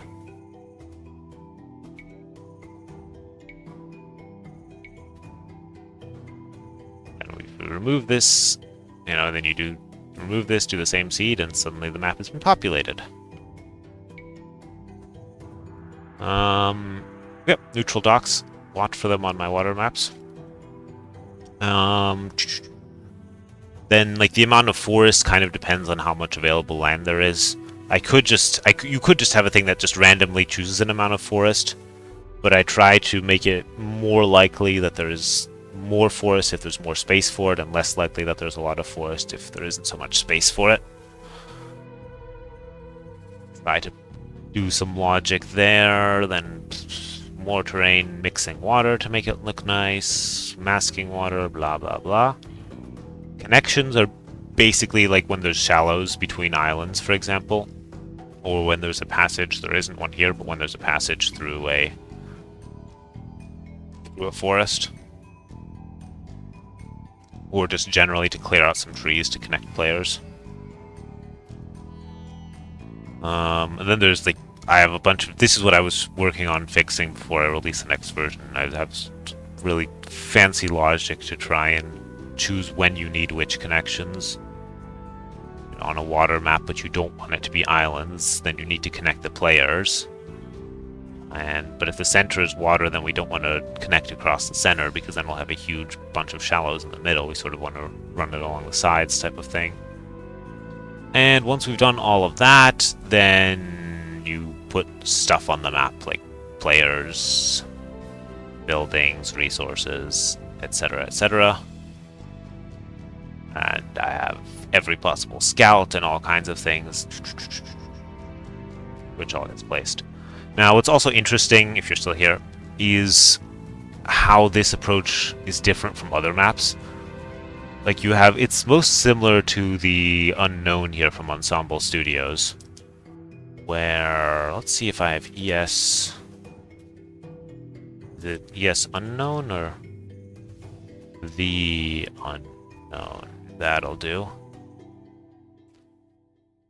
Like, the Unknown does a similar type of thing, where it chooses, at the beginning, randomly, should we do this, should we do that, should we do this, should we do that, blah, blah, blah, and then runs with it. But he's just more prone to producing things that aren't fair, and that are unbalanced. Although some of these look alright. But I'm basically using the same idea as the Unknown.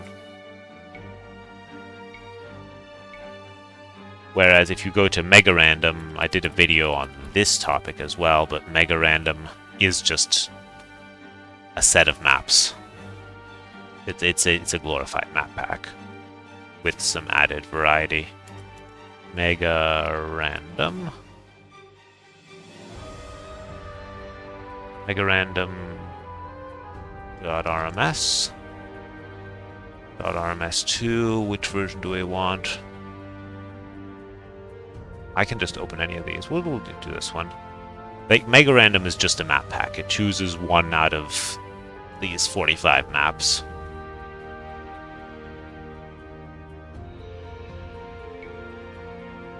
And then does some additional randomization on like which resources are on the map and which terrain set it uses and so on, but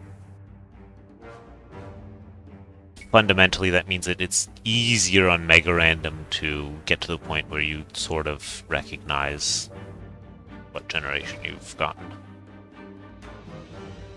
So, do I have a series on basic map scripting I would recommend? I do. I actually... Normally I'd have some stuff I could link... Well, I normally have some commands where I could pull up a guide, however, my Nightbot seems to be broken. However, I can drop some things in the chat, so... Just pull this up. We can hide Notepad. I have a Google Doc that I've written that is basically a documentation on map scripting. Which, that's not super beginner friendly, but it has everything you could possibly need if you ever need to refer to anything or look up what something does. So I can paste that in here. And in there I also have some ideas for what you can do for getting started. Namely, there's this YouTube playlist here from the Mad Catter, which is quite good if you want to do it like as a sort of video tutorial set to learn some basics. Some of his videos there are quite old on the subject, but that's a good introduction. And in here I also have, like, there's some example maps somewhere at the end. And I did a video once, or a stream once with Dave, where we just messed around a bit and constructed a bit of a basic map. That's available on his YouTube.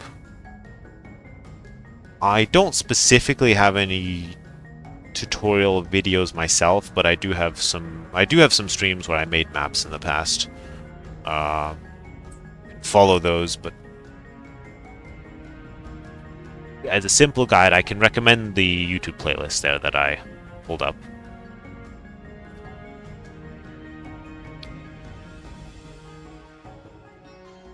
Do I still have Firefox visible? I think. I showed this, right? I'm not sure if I actually showed Firefox yet, but yeah. This guide, everything you could possibly want to know about random map scripting. We have a Discord that you could join if you are interested in learning about map scripting.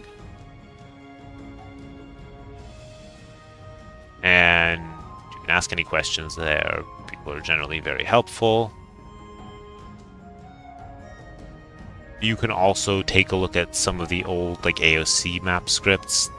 Those are easier to mess with than modern maps. Let's see if, like, I have a map pack that has all the old versions. Like the AOC, like the modern Arabia is a real complicated mess. But if you want to work with the old classic Arabia, that's much easier to look at from the code.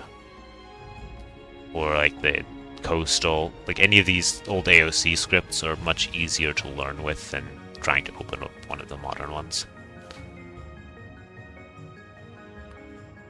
Yeah, that stream was fun.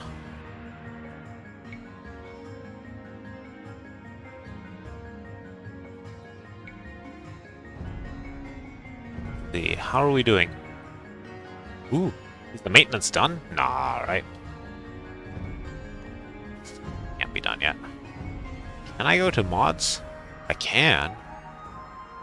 Interesting. What else can I do advertising for? Zetnus. Browse mods? Can I browse mods? I probably can't. I can browse mods. Yeah, I re-upload all the event mods. You can get hyper random. You can get my version of Mishi. That's not so important because DE now has Mishi. Didn't on release.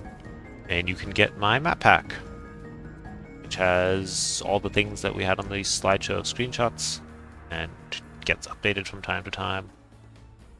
Worth getting. You can also get all kinds of other stuff that I've made. Do I have anything good? I mean, I have a couple official map packs for various events.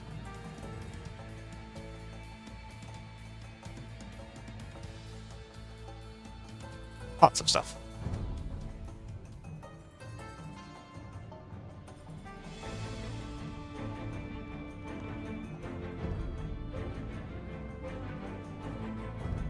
And then the actual getting started for making a map script is you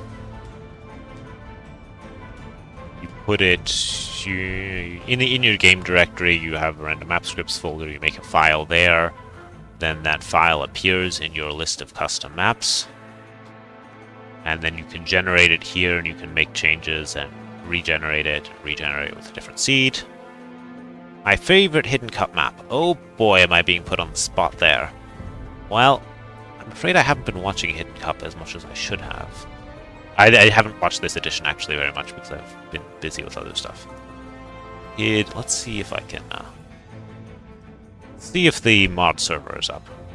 Hidden Cup 4. Well, that's not what we need. We need Hidden Cup 5. That looks promising by T West. Yeah, that's the one.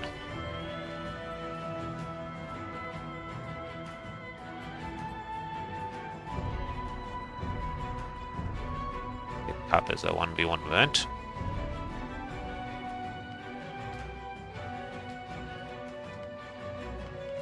Alright, what have we got to work with? Well, I'm not a huge fan of Arabia, to be honest. That's overplayed way too much. But you kind of need to have it in any standard-ish tournament.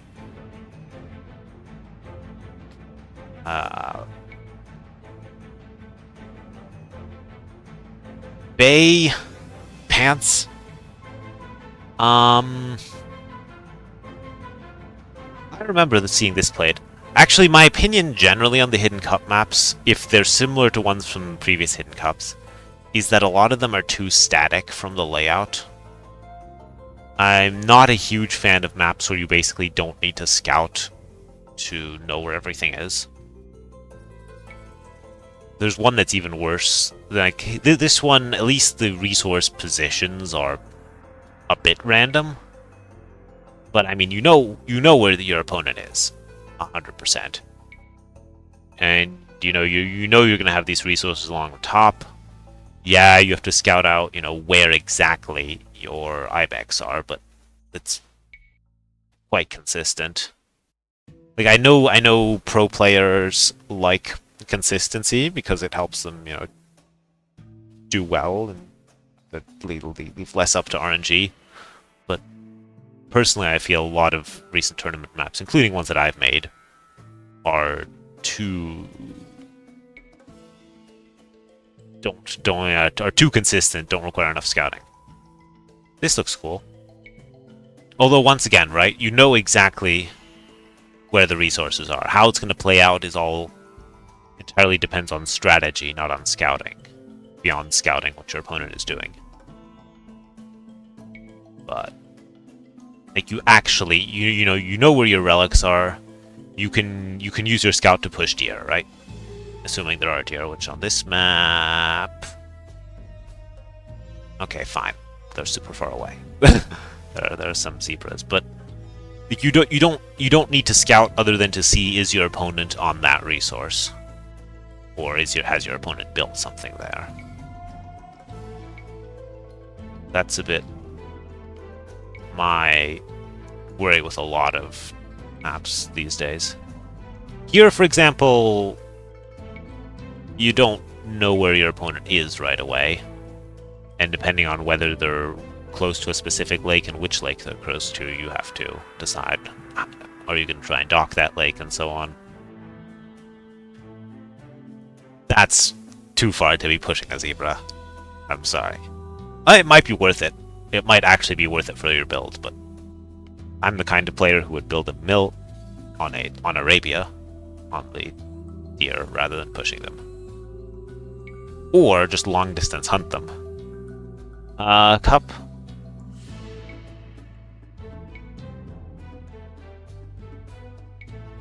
It's a bit one of those as well, again, right? The only thing that's random here is the position of the wood lines and to some extent the neutral resources.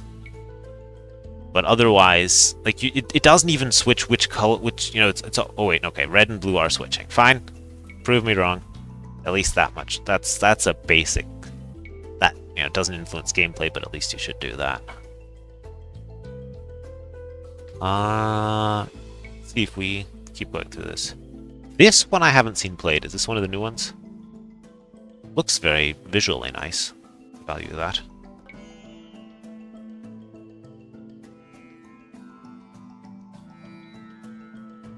Wow, T90 draws them in paint and then gives them to someone else to produce as a map. He says, this is what I'd like the map to look like, and then hands it off to a map scripter, who then says, yeah, this is probably doable, and gets to work.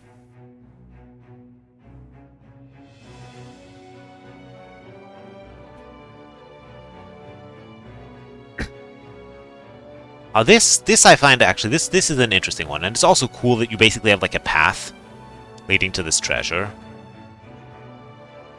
I like aesthetically I like it, and it's also interesting from the gameplay, when do you leave, because you're gonna have to go there at some point, although maybe not if you're super aggressive, but the distance isn't that close, and then there is some potential to wall off. This one I find interesting. Also, being able to control the cliff positions, this is non-trivial. This requires a fair bit of hacky workarounds to control where the cliff positions are going to be.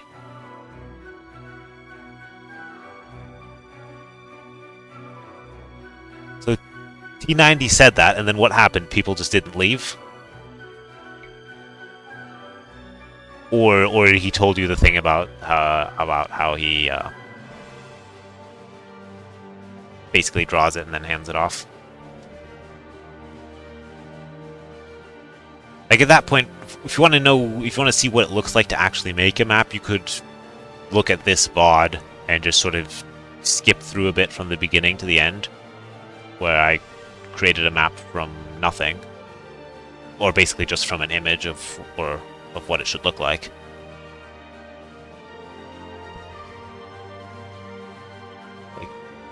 And the one that I made isn't static, although it's predictable, but the actual positions are... the actual map rotates around and isn't just entirely static. Gold Rush version 2, go! Oh, this is just the official Gold Rush map.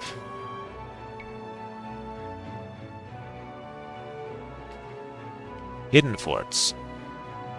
I think this versioning... okay, this... I haven't seen this one played, although I've seen maps similar to this.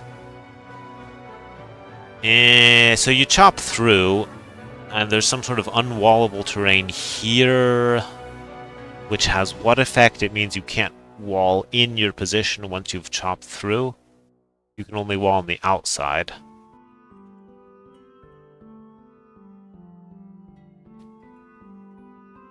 We also have... is this intentional? Like, this is the type of thing when I was making maps for Neely, where Neely would have been like, zebras and berry bushes trapped on this map, fix it. And then I'd be like, ah, yes, I do see that. Let's see what I can do about it.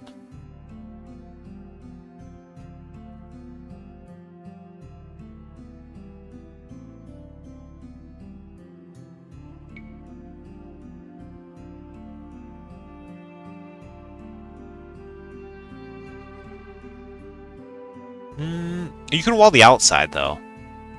How much gold is there? You start with a 7-tile gold. This is not going to be a very aggressive map. Like, that's enough gold to do quite a bit. Then you take one of the neutral ones as well, and you just wall off half the map, maybe?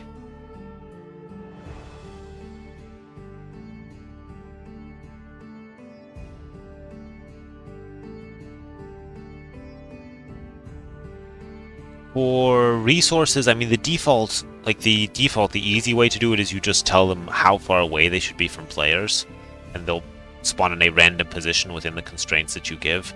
If you want them in a very specific position, that is harder to do with map scripting. It is possible these days, but like especially the old AOC maps and just like the easy solution for maps these days too is you give them boundaries, a minimum and a maximum distance to players, for example, and then it just spawns somewhere in that area. I don't think you need the middle on this map. Of course, you want it in the late game once you've used up your gold, but you have 2 times... You have 7 plus 3 plus 3. There's another 3 tile. 7 plus 3 plus 3 plus 3. You do not need the middle in this map. Because you have another set of neutral gold there.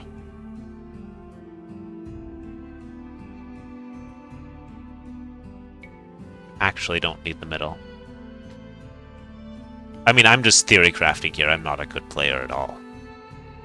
Below 1000 elo, but I don't play ranked regularly.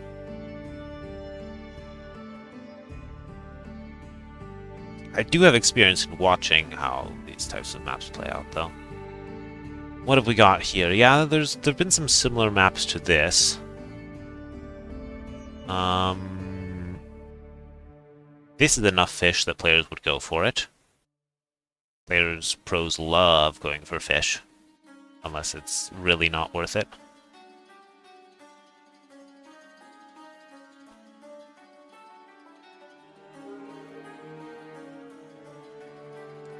I mean, the thing with the previous one where you leave the trees, of course, your opponent can go tower from the inside. And then it's at their leisure to chop mangonel their way through whenever they feel it's opportune for them. I think this type of map, this has been seen before. You have sort of a north-south split. I wonder if this is buildable. Give me an actual building. Bar tower. Okay, so this is all fake rock terrain. I try to steer away from doing that because players would associate this with being unbuildable. I would use like gravel instead or something that maybe.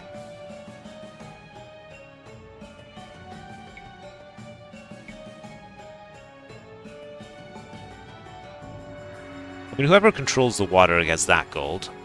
Yeah. But then the other player goes for the bottom and has stone as well, so it's the more valuable one. Plus you have shorefish here. Certainly pulls players in multiple directions. Islands, version 3. This is just islands, but TOS probably did some things to make it spawn more consistently.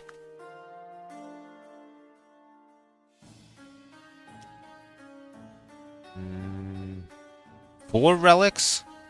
Oh, it's islands, but we have a lot more relics than usual. We have 8 relics on this map. Alright, good night, good night. I mean, it's getting late for me too.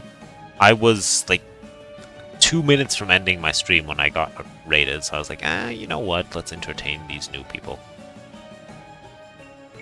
Might as well take advantage of having people here. Go off some stuff about map scripting. Yeah, no, as an islands map, this one is fine. Water overall needs an update. But that's more on the devs to rebalance water Maybe allow docks to fire arrows. Maybe shuffle around which ships are on the first and second page. Maybe add a separate upgrade for fire galleys demo rafts. Or rename the upgrade. There are several things that should be done. Mudflow, I remember this name. I don't remember seeing this map played. It's... yeah, okay, it's like... the idea with this start is, right, you can't farm in the safety of your TC. To encourage aggression, which probably does do. And then you can demo your opponent's wood lines in the center, which means that you don't actually go for the center for wood, you go for these little ones on the outside. How many more hidden cup maps do we have? Oh, we're getting to the end. Quarry. I feel like these might not be the intended trees, but this is just when you upgrade trees in a map script, it carries over. 2 docks and fish underneath the T's. Nah, really? Oh, for fish traps, you mean? It's not worth it for these shore fish, right? Villagers gather fish faster than fishing boats do. But yeah, they would be in the safety of the TC, but I mean the TC is still in a hole. This is easy to pressure. You can have some archers skirting around here, annoying you. It is deep fish. That's true. That's true. So it's not as inefficient for... but I mean... Yay? You still send the villagers to gather it, right? I mean, I guess the quick economy boost of sending the fishing ships right away, but you only have 2 of them. Then you're out, and then you have the fishing ships, and they already need to build fish traps, which cost a lot of wood. I'm not sold on that meta, but maybe it works. I'm gonna reload scenario editor. Try and fix the trees.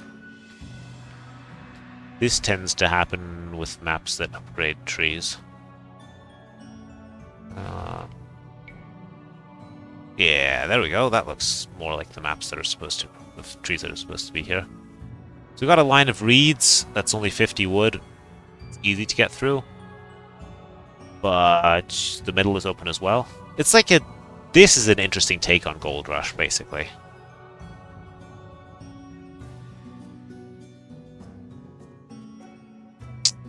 But not that much gold to actually rush.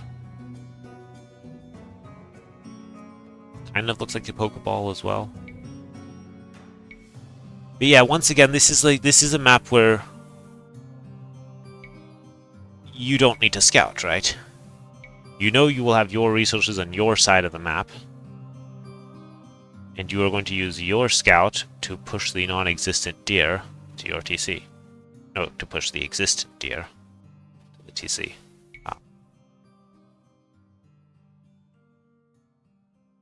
I guess the idea with these is they're super easy to... or maybe these don't actually exist in game. I will check that. Or at least, or the idea is just that it's very easy to get through. For a sneak attack later on. I don't know, I mean the pressure is going to go through the center. Unless players full wall the center, and then it gets... it's stalematy. They disappear. What was this one called? It was called Quarry.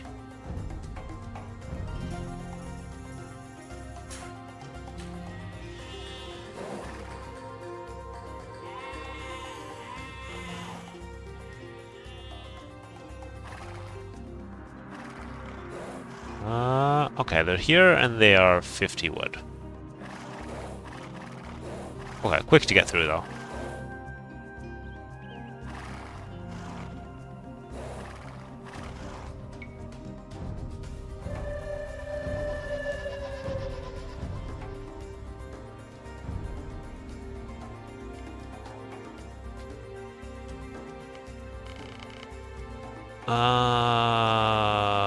Slopes. Oh, I'm not a fan of this one. This is where my biggest criticism, the fixed sort of layout, came from. Like, you even know exactly where these resources are going to be each time.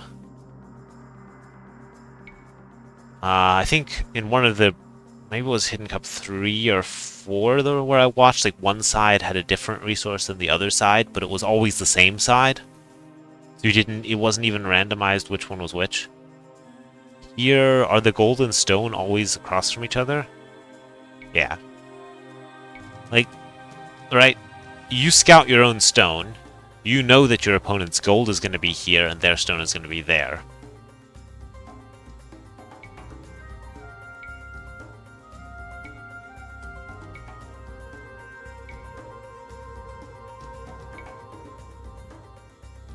Yeah, I remember, I think there were actual ponds in earlier versions of this map.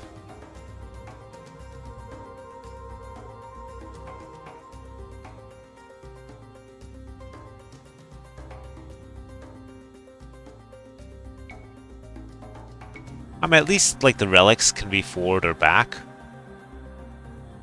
So that's good, I guess. Doesn't make a big difference. I'm sure, I mean, it still leads to interesting games, of course. You push on the sides, use the hill bonus, stuff like that.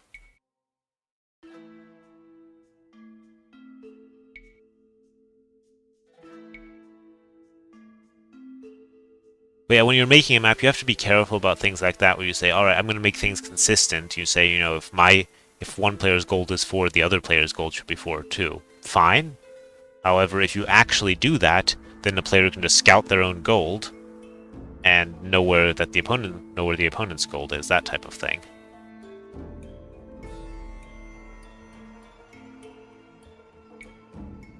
You do want to have some amount of scouting be a thing that players need to do. Like on this one, I'd say, what are you going to do with your scout? Push the deer in? Probably. But deer pushing is super meta these days. Even though you have shorefish as encouragement to dock there, but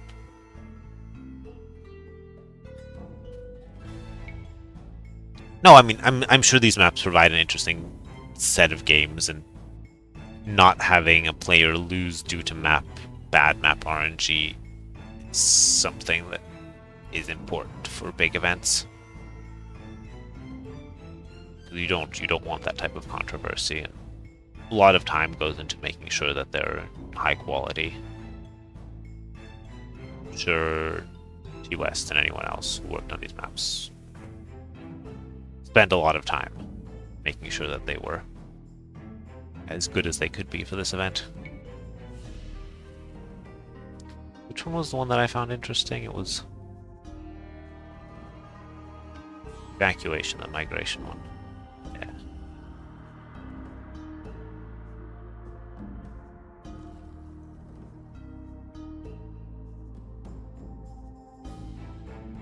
Well, yeah, for a main event, of course, you have an admin, and you can do rees. And ideally, the admin will catch these things, or the players will catch the things right away, so you can call a re before too much has happened.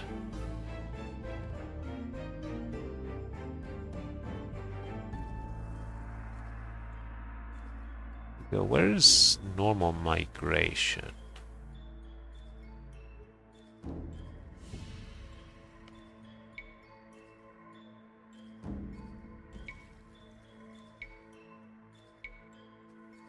Migration can sometimes through some very janky maps like this.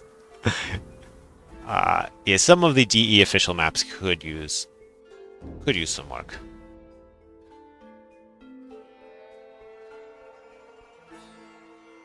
Sure.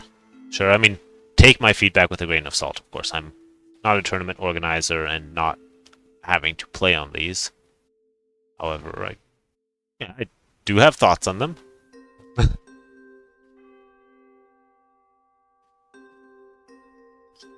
Glad to share some stuff. Yeah, like this. these could be done better, and there are ways to do that.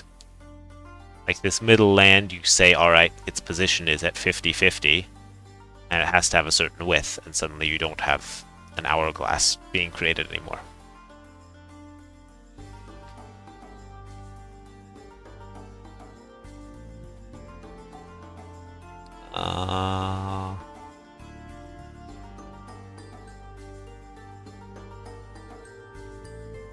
Wait, didn't we have... Wasn't Low Tide one of the ones that wasn't Hidden Cup? Oh, Hidden Cup at High Tide. This is just a play on the same name, right? Yeah, I remember this one.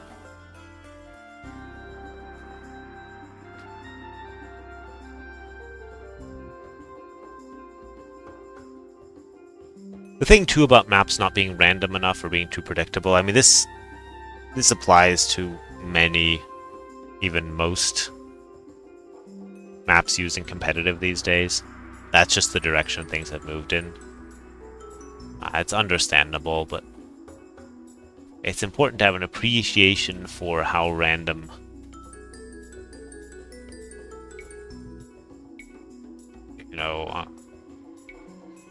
AoE 2 just by default can make maps.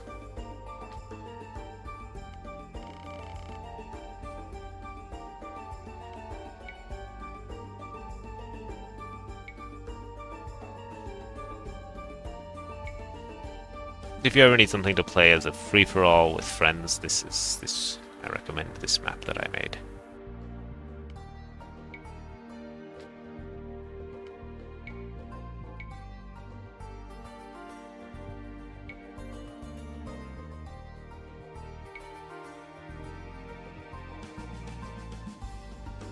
Where here players don't even spawn in a circle. They just spawn somewhere on the map where there's room. Called Elysium in my map pack.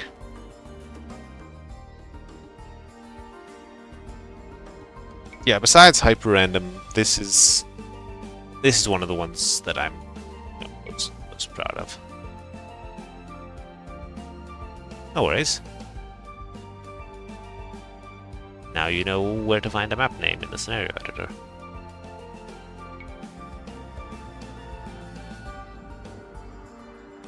Right here, I was like, I made random water bodies in different places, made hills, made sure that the water didn't go over the hills, added a lot of forests because casual players like woodlines, being able to wall things, added a few swamps and different resources in different places, and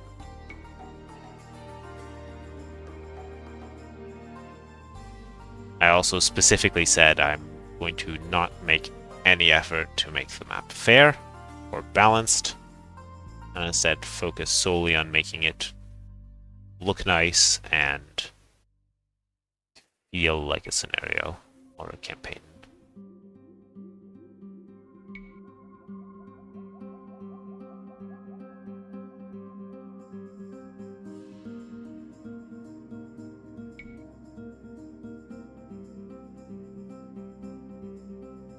Which, I mean, this is kind of what the campaigns look like, right? You have, your little frozen rivers and stuff like that.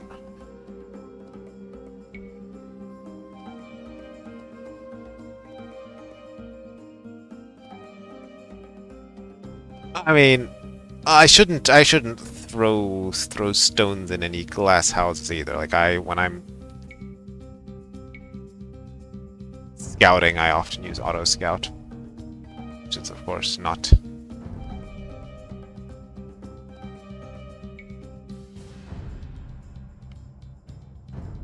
the optimal way to scout, but I feel like scouting should be an important part of the game.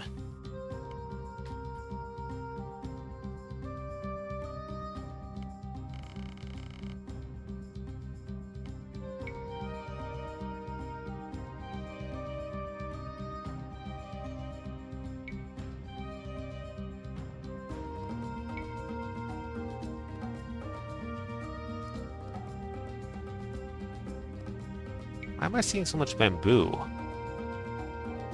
I do not recall seeing so much bamboo on this map. of that.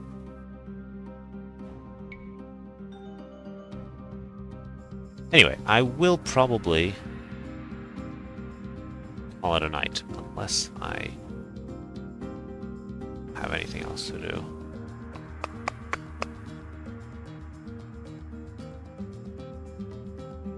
To Mega Random.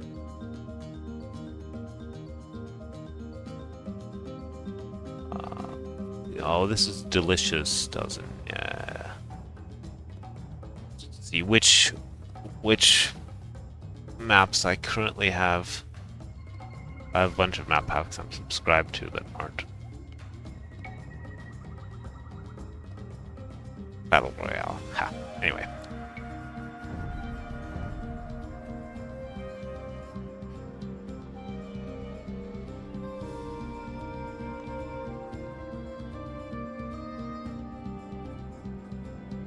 Alright, yeah.